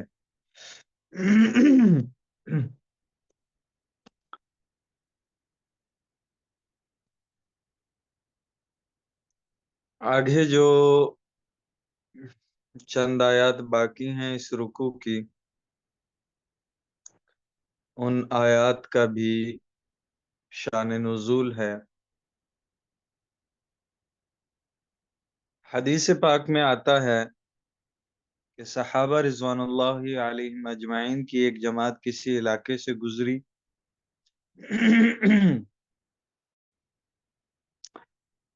جہاں ایک چرواہا جو ہے وہ بکریاں چرا رہا تھا۔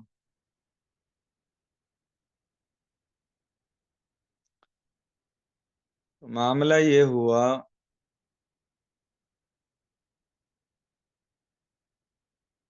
دراصل اس سے پہلے تھوڑی سی تمہید میں آپ حضرات کو بتا دیتا ہوں۔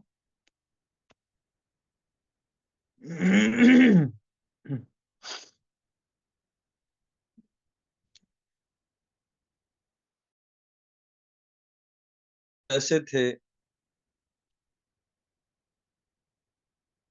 افراتفری کا سا ماحول تھا۔ آپ علیہ الصلاۃ والسلام مدینہ ہجرت کر چکے تھے۔ بعض ایمان والے، کیونکہ مکہ دارالحرب اور مدینہ دارالاسلام بن چکا تھا، اب جو ایمان کو چھپا کے رہ رہے تھے ان کی بھی موقع ملنے پر کوشش یہ ہوتی تھی کہ مدینہ ہجرت کر جائیں۔ اب بعض مسلمان جو ہے وہ کفار میں ظاہری طور پر شمولیت اختیار کیے ہوئے تھے، کیونکہ اپنا ایمان کو چھپانا تھا جب تک ان کو موقع نہ مل جاتا دارالاسلام میں جانے کا۔ اور اگر ایسا موقع آتا کہ مسلمانوں سے جنگ ہو رہی ہوتی تو وہ کفار کی جانب سے ہی لڑتے تھے وہ مسلمان، کیونکہ وجہ یہ تھی کہ اگر وہ اپنے اسلام کو ظاہر کریں گے تو کفار کا نشانہ بن جائیں گے۔ تو انہوں نے ایک طریقہ کار یہ اپنایا کہ جنگ میں جب مسلمانوں سے آمنا سامنا ہوتا تو ظاہر سی بات ہے گھمسان کی لڑائی ہوتی ہے،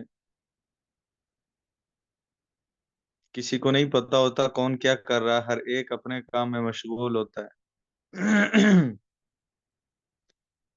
تو یہ جو مسلمان کفار کے درمیان اپنی ایمان کو چھپانے کی حالت میں رہتے تھے، یہ جنگ میں جب کوئی مسلمان سامنے تلوار چلاتا، ان سے لڑائی ہوتی تو یہ اس کو السلام علیکم کہہ دیا کرتے۔ تو یہ ایک سمجھ لو کہ آج کے حساب سے کوڈ ورڈ بن چکا تھا، تاکہ سامنے والا سمجھ جائے کہ ہم تمہارے خیر خواہ ہیں، ہم بھی مسلمان ہی ہیں، لیکن ایک حکمت کے تحت، مصلحت کے تحت اپنے ایمان کو چھپائے بیٹھے ہیں۔ تو اسی اثناء میں جب صحابہ کی کوئی جماعت جو ہے سفر کر رہی ہوتی تو کئی مرتبہ کافر بھی اگر اکیلے مل جاتے تو وہ بھی کہہ دیا کرتے تھے کہ السلام علیکم، تاکہ ہم بچ جائیں، جان چھوٹ جائے۔ اسی طرح کا ایک واقعہ پیش آیا، حدیث پاک میں آتا ہے صحابہ رضوان اللہ علیہ مجمعین کی ایک جماعت کسی علاقے سے گزری جہاں ایک چرواہا بکریاں چرا رہا تھا۔ مسلمانوں کو دیکھا تو چرواہے نے سلام کیا، تو بعض صحابہ نے یہ سمجھا کہ شاید یہ اپنی جان بچانے کے لیے خود کو مسلمان ظاہر کر رہا ہے، سلام کر رہا ہے۔ چنانچہ انہوں نے بغیر تحقیق کیے اس کو قتل کر دیا اور اس کی بکریاں چھین لی۔ ایسے کئی چرواہوں کے ساتھ یہ معاملہ کیا، حضور صلی اللہ علیہ وسلم کی خدمت میں بکریاں لے کر حاضر ہوئے، جس پر یہ آیت نازل ہوئی۔ روایات سے بھی یہ معلوم ہوتا ہے مصیبت کہ آپ صلی اللہ علیہ وسلم آپ صلی اللہ علیہ وسلم نے بھی یہ فرمایا کہ مکہ میں تم بھی اس چرواہے کی طرح ایمان چھپانے پر مجبور تھے۔ مطلب یہ تھا بات کا کہ بھئی اس کو قتل کرنے کا کوئی جواز نہیں بنتا، چند بکریاں تمہیں اس مقتول سے حاصل ہو گئی مل گئی ہیں تو یہ کچھ بھی نہیں ہے۔ دراصل اگر تم اس کے سلام کی بنیاد پر اس کو مسلمان تصور کر کے اس کو چھوڑ دیتے تو جو آخرت میں اللہ رب العزت نے تمہارے لیے جو غنیمت رکھی ہے، جو مال رکھا ہے، جو اجر رکھا ہے، وہ اس سے کئی گنا زیادہ بہتر ہے۔ اب یہ مال اللہ اور اس کے رسول صلی اللہ علیہ وسلم کی اطاعت کی وجہ سے دنیا میں بھی مل سکتا ہے، آخرت میں تو یقینی طور پہ ملے گا۔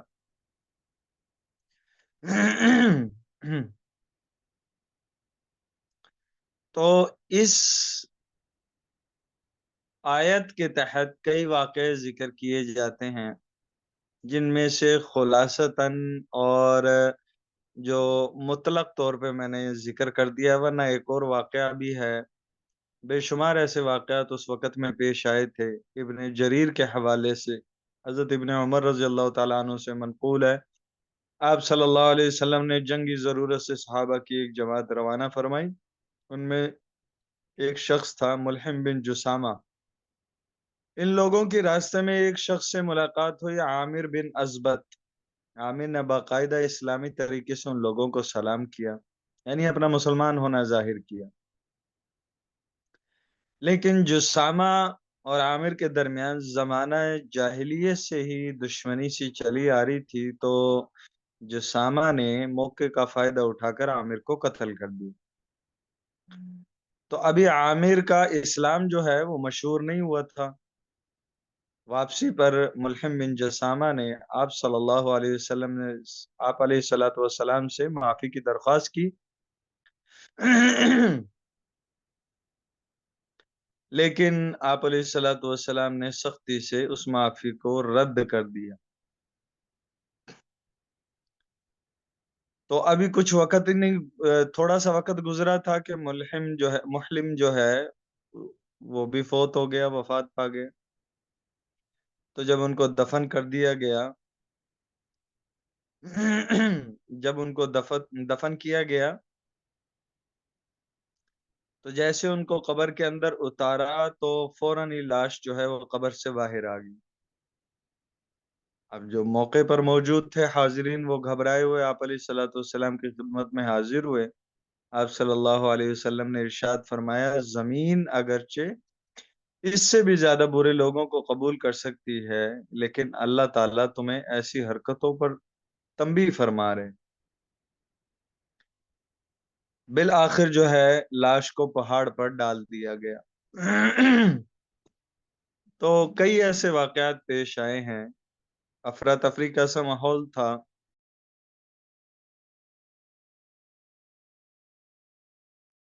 بعض اپنے ایمان کو چھپائے مکہ میں موجود تھے، کچھ مشرکین کے قبضے میں تھے، اور کچھ مشرکین کے ساتھ تھے ظاہری طور پر، لیکن دل میں ایمان تھا۔ تو وہ بھی موقع کی تلاش میں تھے کہ کب ہمیں موقع ملے اور ہم دارالحرب سے یعنی مکہ سے نکل کر مدینہ یعنی دارالاسلام پہنچ جائے۔ اس پر یہ آیت نازل ہوئی، بسم اللہ الرحمن الرحیم، یا ایہا الذین آمنوا، اے وہ لوگو جو ایمان لے کر آئے ہو، اذا ضربتم، جب تم سفر کرو، فی سبیل اللہ، اللہ کے راستے میں، فتبینوا، تو بھئی خوب تحقیق کر لیا کرو، ولا تقولوا لمن القا، اور نہ کہو اس شخص کو جس نے ڈالا الیکم، تمہاری طرف، السلام، سلام کو، یعنی تم سے سلام کیا، لست مومنا، کہ تم مومن نہیں ہے۔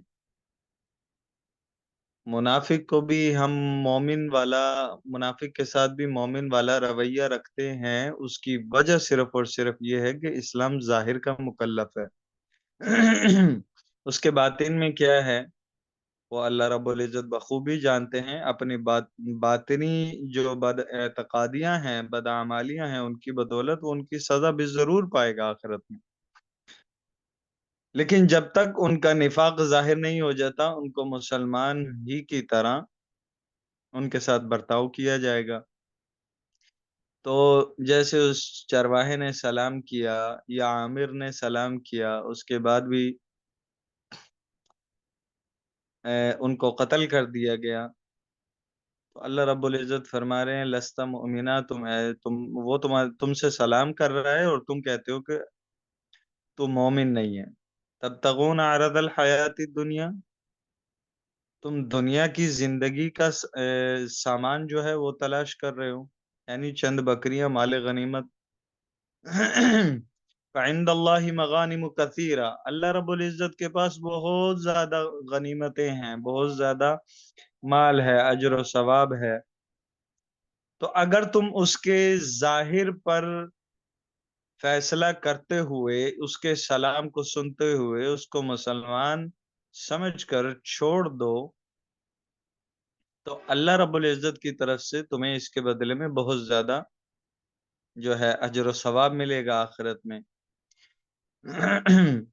لیکن تم نے نہیں چھوڑا، اس کو قتل کر دیا اور دنیاوی چند بکریاں جو ہے اس سے حاصل کر لی، حالانکہ دنیا کا نفع وہ آخرت کے اعتبار سے بہت ہی تھوڑا ہے.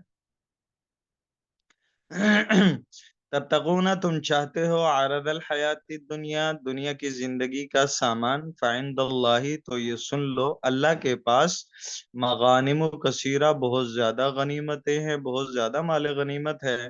کذالک کنتم من قبل، ذرا غور و فکر کرو، سوچو تو صحیح، اسی طرح کنتم من قبل، تم بھی اس سے پہلے ایسے ہی تھے. فمن اللہ علیکم، اللہ نے احسان کیا تم پر کہ تمہیں اسلام کی دولت سے نوازا. یا اس کا مطلب یہ کہہ لو کہ اللہ نے احسان کیا تم پر کہ اللہ نے تمہیں دارالحرب سے نکال کر دارالاسلام میں پہنچا دیا. تو تم بھی ان سے پہلے ایسے ہی مجبور تھے، اپنے ایمان کو چھپانے کی حالت میں ہی تھے. تو اللہ رب العزت نے آج اگر تم پر احسان کر دیا ہے تو تم کسی دوسرے پر ظلم نہ ڈھاؤ، کسی دوسرے کے ساتھ وہ معاملہ نہ کرو جو تمہارے ساتھ پیش آتا تو تمہیں ناگوار گزرتا. فتبینوا، خوب تحقیق کر لیا کرو. ان اللہ کان بما تعملون خبیرا، کہ بے شک اللہ رب العزت کی ذات جو ہے وہ جو اعمال تم کرتے ہو ان سے خوب باخبر ہے. لا يستوي القاعدون من المؤمنين غير أولي الضرر والمجاهدون في سبيل الله بأموالهم وأنفسهم، اس آیت کا بھی ایک شان نزول ہے.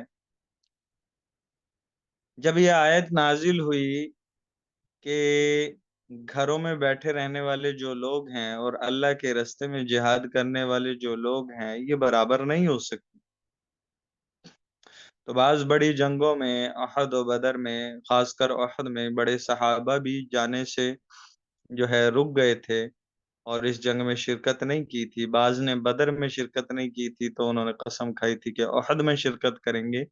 تو اللہ نے فرمایا کہ بھئی جو پیچھے بیٹھے رہ جانے والے ہیں اور وہ لوگ جو اللہ کے راستے میں جہاد کرنے والے ہیں وہ برابر نہیں ہو سکتے. اب اس آیت کو سن کر حضرت عبداللہ ابن ام مکتوم رضی اللہ تعالیٰ عنہ نابینا صحابی ہیں، انہوں نے عرض کیا ہم تو معذور ہیں جس کی وجہ سے ہم جہاد میں حصہ نہیں لے سکتے. اب جہاد میں حصہ نہیں لے سکتے تو ہم جہاد کے اجر و ثواب سے بھی محروم رہیں گے. تو اس پر اللہ تعالیٰ نے اسی حکم کو دوبارہ دہرایا، لیکن غیر اولی ضرر کی قید کا اضافہ فرما دیا. یعنی بھائی جو عذر کی وجہ سے جہاد میں حصہ نہ لے سکیں وہ اجر و ثواب میں مجاہدین ہی کی طرح ہیں. لا يستوي القاعدون من المؤمنین، بیٹھنے والے برابر نہیں ہو سکتے مومنوں میں سے غیر اولی الضرر.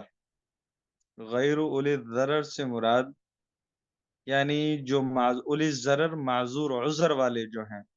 ضرر عذر کو کہا جاتا ہے، اولی ساتھ لگ گیا تو عذر والے، بغیر عذر والوں کے یعنی عذر والوں کے علاوہ. تو والمجاہدون بیٹھنے والے، جو پیچھے بیٹھنے والے ہیں، جہاد میں شمولیت اختیار نہیں کی ہے اور وہ معذور بھی نہیں تھے، معذور جو ہیں وہ اس حکم سے مستثنا ہے، وہ معذور بھی نہیں تھے، والمجاہدون تو بیٹھنے والے وہ لوگ، والمجاہدون اور جہاد کرنے والے فی سبیل اللہ، اللہ کے راستے میں، باموالہم اپنے مالوں کے ذریعے سے، کہ مال بھی خرچ کیا، جو جنگی سامان کی ضرورت پڑتی ہے اس میں اپنا مال بھی خرچ کیا، وانفسہم اور اپنی جانیں بھی خرچ کی، کہ خود کو پیش کیا جہاد کے لیے۔ یہ کبھی بھی برابر نہیں ہو سکتے اجر و ثواب کے اعتبار سے۔ فضل اللہ المجاہدین، اللہ رب العزت نے جہاد کرنے والوں کو فضیلت دی ہے، باموالہم جو جہاد کرنے والے ہیں اپنے مال، وانفسہم اور اپنی جانوں کے ذریعے سے ان کو فضیلت دی ہے۔ اللہ رب العزت نے کن پر فضیلت دی ہے؟ علی القاعدین، بیٹھنے والوں پر دی ہے۔ کس اعتبار سے؟ درجتاً، درجات کے اعتبار سے۔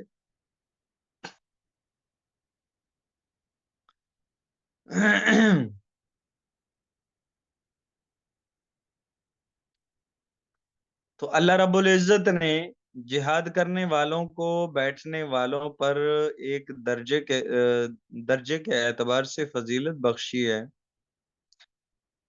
وفضل اللہ وکل وعد اللہ الحسنى، باقی جو ان کے نیک اعمال ہیں یا جو ان کی نیکیاں ہیں اس میں تو سب سے اللہ کا وعدہ اچھا ہی ہے۔ جو ان کے نیکیاں ہیں یا ان کے اعمال صالحہ جو ہیں اس کے اعتبار سے اللہ کا وعدہ ہر ایک کے ساتھ ہے۔ لیکن ظاہر سی بات ہے جہاد والا ایک اللہ کا امر ہے، اللہ کا حکم ہے، تو ان میں جو شرکت کرنے والے ہیں مال اور جان کے ذریعے سے، اور جو بیٹھنے والے ہیں، ظاہر سی بات ہے اجر و ثواب کے اعتبار سے وہ برابر نہیں ہو سکتے۔ دوبارہ اس کو ذکر کیا جا رہا ہے، فضل اللہ المجاہدین، اللہ رب العزت نے جہاد کرنے والوں کو، علی القاعدین بیٹھنے والوں پر، فضیلت دی ہے، اجرا عظیما بہت بڑے اجر کے اعتبار سے، یعنی ان کو بہت بڑا اجر ملنے والا ہے جو اللہ کے راستے میں جہاد کرنے والے ہیں، اور جو بیٹھنے والے ہیں وہ اس اجر و ثواب سے محروم رہیں گے۔ لیکن یاد رہے کہ اس آیت میں بات جو بتانا مقصد ہے کہ بیٹھنے والوں میں جو معذور ہیں وہ اپنے عذر کی وجہ سے وہ جہاد میں شرکت نہیں کر سکتے، وہ اس حکم سے مستثنا ہیں، ان کو بھی اجر عظیم ملے گا۔ کیوں؟ کیونکہ اگر ان کو یہ عذر نہ ہوتا تو وہ بالضرور جہاد میں شرکت کرتے۔ درجات منہ، درجات جو اجر و ثواب کے اعتبار سے درجات ہیں، منہ وہ اللہ رب العزت کی طرف سے ہیں، وہ مغفرتاً اور اللہ رب العزت کی طرف سے بخشش بھی ہے ان کے لیے، ورحمتاً اور رحمت بھی ہے اللہ رب العزت کی طرف سے، وکان اللہ غفور الرحیمہ، وجہ یہ ہے کہ اللہ رب العزت کی ذات بخشنے والی ہے، رحیمہ بہت ہی مہربان ہے، رحم کرنے والی۔ بس سمجھ میں آ گئی جی ساتھیوں کو؟ جی استاد جی۔ آج کے لیے اتنا کافی ہے یا اگلا رکوع شروع کر لیں؟ جیسے آپ حضرات مناسب سمجھیں۔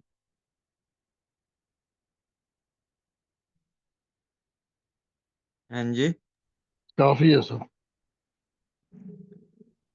چلیں جی، رکوع نمبر 14 جو ہے انشاءاللہ ہم پیر کو شروع کریں گے۔ اللہ رب العزت سمجھنے کی اور عمل کی توفیق نصیب فرمائے۔ السلام آمین۔ علیکم ورحمۃ اللہ وبرکاتہ۔ وعلیکم السلام ورحمۃ اللہ وبرکاتہ۔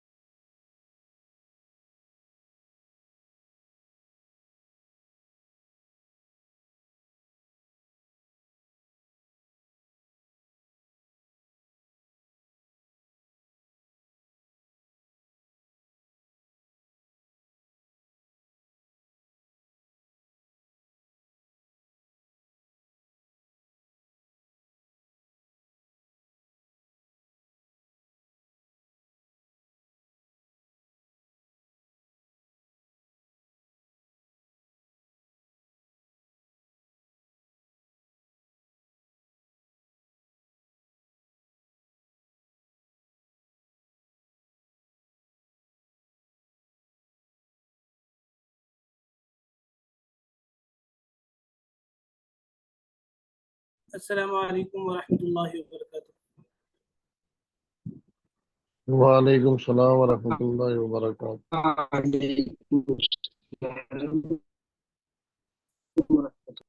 जी साथियों का क्या हाल है जी, ठीक है, खैरियत से हैं? जी जी सर अल्हम्दुलिल्लाह उस्ताद जी, आप खैरियत से हैं? आपकी सेहत ठीक है? जी अल्हम्दुलिल्लाह जी, आप की दुआएं जी, अल्लाह का शुक्र करें।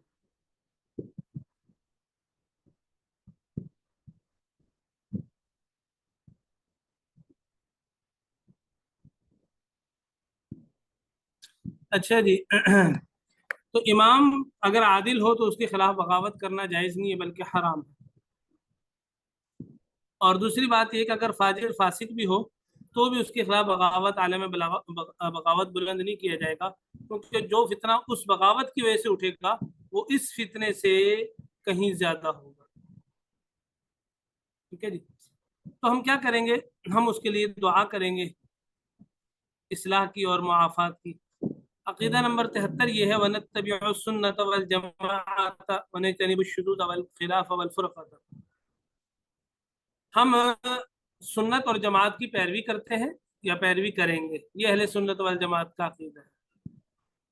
ठीक है, अकीदा नंबर 73, वनजतनिबु शुज़ूज़ वल खिलाफ वल फुरक़त। अच्छा, और किस चीज़ से हम बचेंगे? इज्तिनाब करना। नजतनिबु उससे से है बाब इफ्तिआल का मजदर है, जो हमने सलासी मजीद फिर में पहला बाब पढ़ा था। इफ इजतनबा यजतनिबु इज्तिनाबन। नजतनिबु जमा मुतकल्लिम का सीगा है फिर मुजारे का। और हम बचेंगे किससे जी? शुजूज से, अलैदगी, शुजूज कहते हैं अलैदगी से। ठीक है, वल खिलाफ और मुखालफत से, वल फुरक़ता और इफ्तराक से, यानी कि आपस में जुदाई और तफरका बाजी से हम बचेंगे, क्योंकि इससे भी फितना उठेगा। अहले सुन्नत वल जमात हकीकत में जमाअतुल मुस्लिमीन और इस्लाम की हकीकी जमात कहलाती है ना। ठीक है, और 1400 साल से यही जमात चली आ रही है। अब मैंने पहले भी शायद एक मरतबा अर्ज किया कि हमारे एक पाकिस्तानी थे गालिबन, डॉक्टर मसूद अहमद, उन्होंने एक जमात रजिस्टर करवा ली पाकिस्तान के, उसमें क्या जमाअतुल मुस्लिमीन के नाम से, जमाअतुल मुस्लिमीन पाकिस्तान, इसको रजिस्टर करवा दिया और उसको कहा कि ये जमाअतुल मुस्लिमीन है, बाकी सारे गैर मुसलमान। तो बहरहाल ये भी एक फितना था। अल्लाह के नबी अलैहिस्सलातु वस्सलाम ने क्या फरमाया? मा अना अलैहि व अस्हाबी, जिस पर मैं और मेरे सहाबा हैं वो अहले सुन्नत वल जमात है। व नुहिब्बु अहलल अदल वल अमानती, आदल और अमानत वालों से हम मोहब्बत करेंगे, करते हैं। व नुबग़िज़ु अहलल जौरि वल ख़ियानती, ख़यानत और जुल्म करने वालों से हम बुग़्ज़ रखते हैं और नफरत करते हैं। क्यों? क्योंकि देखें, मोहब्बत और बुग़्ज़ ये अल्लाह की रज़ा के लिए होना चाहिए। ठीक है, मन अहब्ब लिल्लाह व अबग़ज़ लिल्लाह व आता लिल्लाह व मनअ लिल्लाह फ़क़द इस्तकमल ईमान। ये अबू दाऊद की रिवायत है। जिसने अल्लाह के लिए मोहब्बत की, अल्लाह के लिए बुग़्ज़ रखा, अल्लाह के लिए दिया और अल्लाह के लिए मना किया, तो उसका ईमान कामिल हो गया, मुकम्मल हो गया। तो इसलिए हम मोहब्बत, क्योंकि जो आदिल है और अमीन है वो मोहब्बत का हकदार है, अल्लाह उससे मोहब्बत करते हैं, हम भी उससे मोहब्बत करेंगे। जो जुल्म करने वाला है, खयानत करने वाला है, अल्लाह ताला और उसके रसूल उससे नफरत करते हैं, हम भी उससे नफरत करेंगे, हम भी उससे बुग़्ज़ रखेंगे। वनक़ूलु अल्लाहु अअलमु फ़ी मश्तबहा अलैना इल्मुहु, जिस चीज़ का इल्म हम पर मुश्तबे हो जाए ना, जो चीज़ हम पर मुज़ब्ज़ब हो जाए, जिसका हम पर शक हो जाए हमें, ठीक है, शक व शुबा हो जाए, तो वहाँ हम क्या कहेंगे? वहाँ हम ये नहीं उसके अंदर तावील करने की कोशिश करें या उसका अपनी अक्ल और फहम के एतबार से मतलब निकालने की कोशिश करें, नहीं। वहाँ हम कहेंगे वल्लाहु आलम बिस्सवाब, अल्लाह ताला बेहतर बात को जानता है। समझ के बात को, अल्लाह ताला ने भी अपने नबी को ये हुक्म दिया कि वो जिस चीज़ को नहीं जानते उसका उसको उसके हवाले कर दे, जो वो जिसको वो जानते हैं, यानी अल्लाह ताला के हवाले कर दे। अकीदा नंबर मुहक्किकीन, फुक़हा, मुजतहिदीन, उनका यही तरीका आपने देखा होगा, सारी किताबें लिखते हैं और आखिर में लिख देते हैं वल्लाहु आलम बिस्सवाब, सारी तहकीक करके फिर आखिर में वल्लाह, यानी दुरुस्त बात को अल्लाह जानते हैं। और इसलिए इब्न मसूद रज़ी अल्लाह ताला अन्हु का कौल बड़ा मशहूर है, जो इंसान समझे ना कि भाई मुझे सब कुछ आता है और हर एक को जवाब देने की कोशिश करे, इन मन अफ्तन्नास फी कुल्लि मा यसअलूनहु अन्हु लमजनून। इब्न मसूद फरमाते हैं कि जो बंदा हर सवाल पूछने वाले को फतवा देता जाए, जवाब देता जाए, वो बंदा मजनून है, पागल है।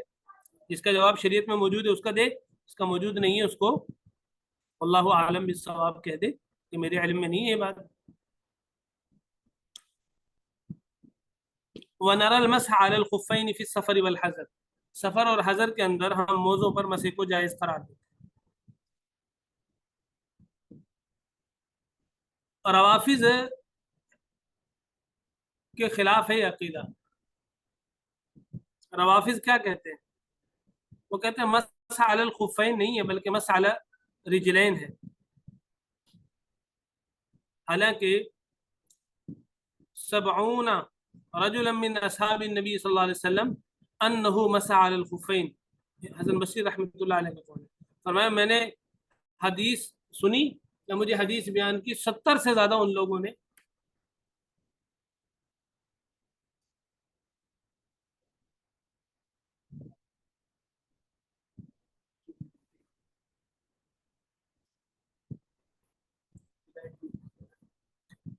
कि जिन्होंने मुझे हदीस बयान की कि मौज़े पर मसा करना जायज़ है।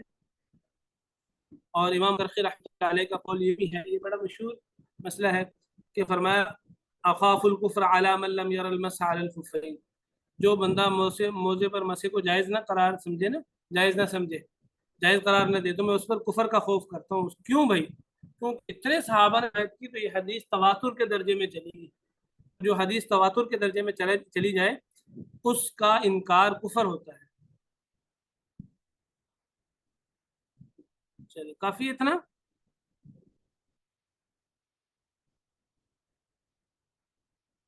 जी उस्ताद।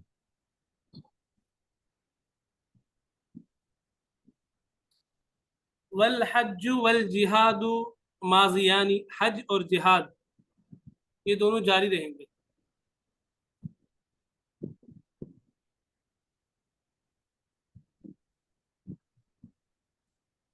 बावजूद इसके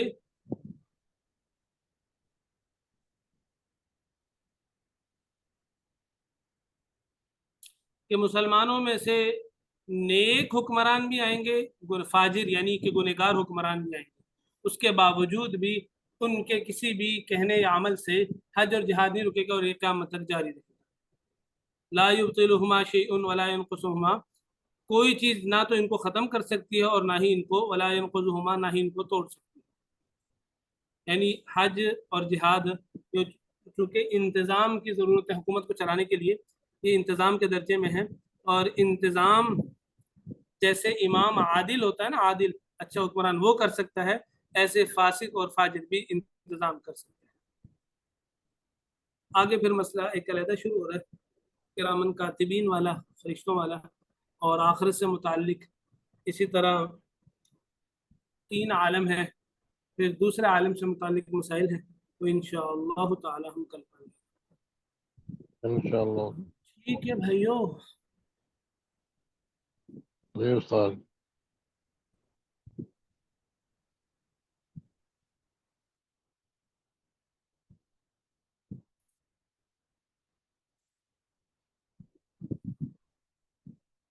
हरूफ आमिला हमने पढ़े थे 2 तरह के, वो हरूफ जो अपने से बाद वाले कलमे में अमल करते हैं। एक वो है जो इसम में अमल करते हैं, एक वो है जो फेल में अमल करते हैं। जो इसम में अमल करते हैं वो 7 थे, हमने पीछे पढ़ लिए। अब यहाँ वो हरूफ बता रहे हैं जो फेल में अमल करते हैं। तो याद रखें सिर्फ फेल मुजारे में अमल करते हैं और किसी फेल में अमल नहीं करते। फेल मुजारे के बाद आगे अमर, नहीं, शकीला, खफीफा, ये सब इसी में आ जाते हैं क्योंकि वो सारे मुजारे से होते हैं। ठीक है, ये 2 तरह के, सिर्फ दो तरह के हरूफ है, एक नस्ब और दूसरे जाजिम। नस्ब देने वाले, जज्म देने वाले, यानी जबर देने वाले और जज्म देने वाले। नासबा कितने हैं? 4 हैं, और जाजमा 5 है। यानी वो हरूफ जो फेल मुजारे को नस्ब देते हैं वो 4 है, और जो हरूफ फेल मुजारे को जज्म देते हैं आखिर में वो 5 है। 4 कौन से हैं? अन, लन, कई, इदन। अन, वलन, फिर कई, इदन, ये हरूफ नासिबा करते हैं मंसूब मुस्तकबिल को बेरो वरिया। ठीक है, तो ये 4 हरूफ हैं, ये नासिबा है। मुस्तकबिल यानी फेल मुजारे को बगैर किसी खौफ व खतर के, बगैर किसी शक व शुबा के ये उसको नसब कर देते हैं।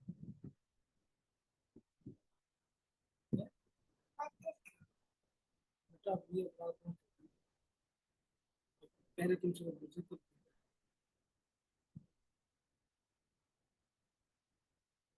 अन, जैसे उरीदु अन तकूमा, अन की मिसाल उरीदु अन तकूमा, तकूमू था, ये फेल मुजारे था, इस पर पेश था, तो अन ने तकूमू को तकूमा कर दिया। या और दूसरी बात ये है, ये जो अन है ना, ये फेल को मजदर के माना में कर देता है। मजदर का माना क्या होता है? करना, होना। जैसे हमने शुरू में मजदर पढ़े थे, अन नसरु मदद करना, अल खुरूजु निकलना, दुखुलु दाखिल होना, होना, करना, पाना, जाना, ये मजदर का माना होता है। तो ना का माना आखिर में ना आता है आखिर में, तो ये अन जो आता है ना, ये फेल मुजारे को मजदर के माना में कर देता है। देखें मुजारे का तर्जुमा क्या, तकूमा का तर्जुमा होगा तू खड़ा होता है, खड़ा होगा। अब अन आ गया तो मजदर का तर्जुमा होता है खड़ा होना। उरीदु अन तकूमा, मैं चाहता हूँ ये कि तू खड़ा हो। लेकिन अन का तर्जुमा मजदरिया है ना, अन मजदर है, मजदर के माना में करता है, तो ये तर्जुमा हम करेंगे उरीदु अन तकूमा, मैं तेरे खड़े होने को चाहता हूँ, तेरे क़याम को चाहता हूँ, इसलिए इसको अन मजदरिया भी कहा जाता है। दूसरा हरूफ नासिबा में से लन है, जो आप लोगों ने पढ़ा हुआ है, ये भी फेल मुजारे के आखिर में नसब देते थे, जैसे लन यज़हबा अमरु, ये नफी की ताकीद के लिए आता है, हरगिज नहीं जाएगा अमल। तो यज़हबु था, उसने यज़हबा कर दिया। कई जो है ना, इसका माना होता है ताकि, ये भी नसब देता है, जैसे अस्लम तु कई अदखुलल जन्नह, मैं इस्लाम लाया ताकि मैं जन्नत में दाखिल हो जाऊं, ताकि। तो अदखुलू था, इसने कई ने आके उसको अदखुला कर दिया।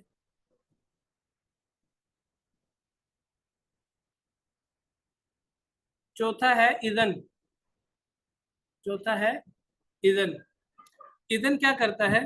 ये भी फेल मुजारे के आखिर में नसब देते, जैसे इज़न अशकुरु का, कोई शख्स आपसे कह रहा है ना, अना औती का दीनार, मैं आपको दिनार दूंगा, मैं आपको पैसे दूंगा, तो उसके जवाब में हम क्या कहें?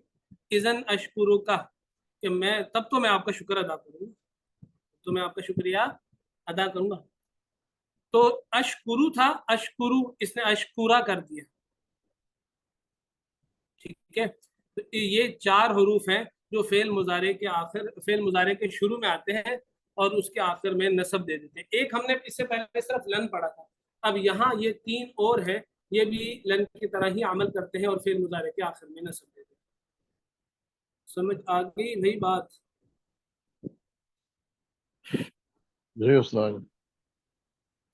कोई सवाल किसी भाई का, कोई इश्काल?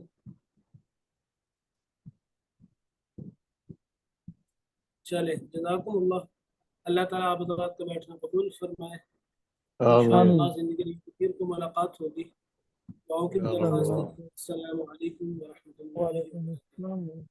वालेकुम सलाम व रहमतुल्लाहि व बरकातहू।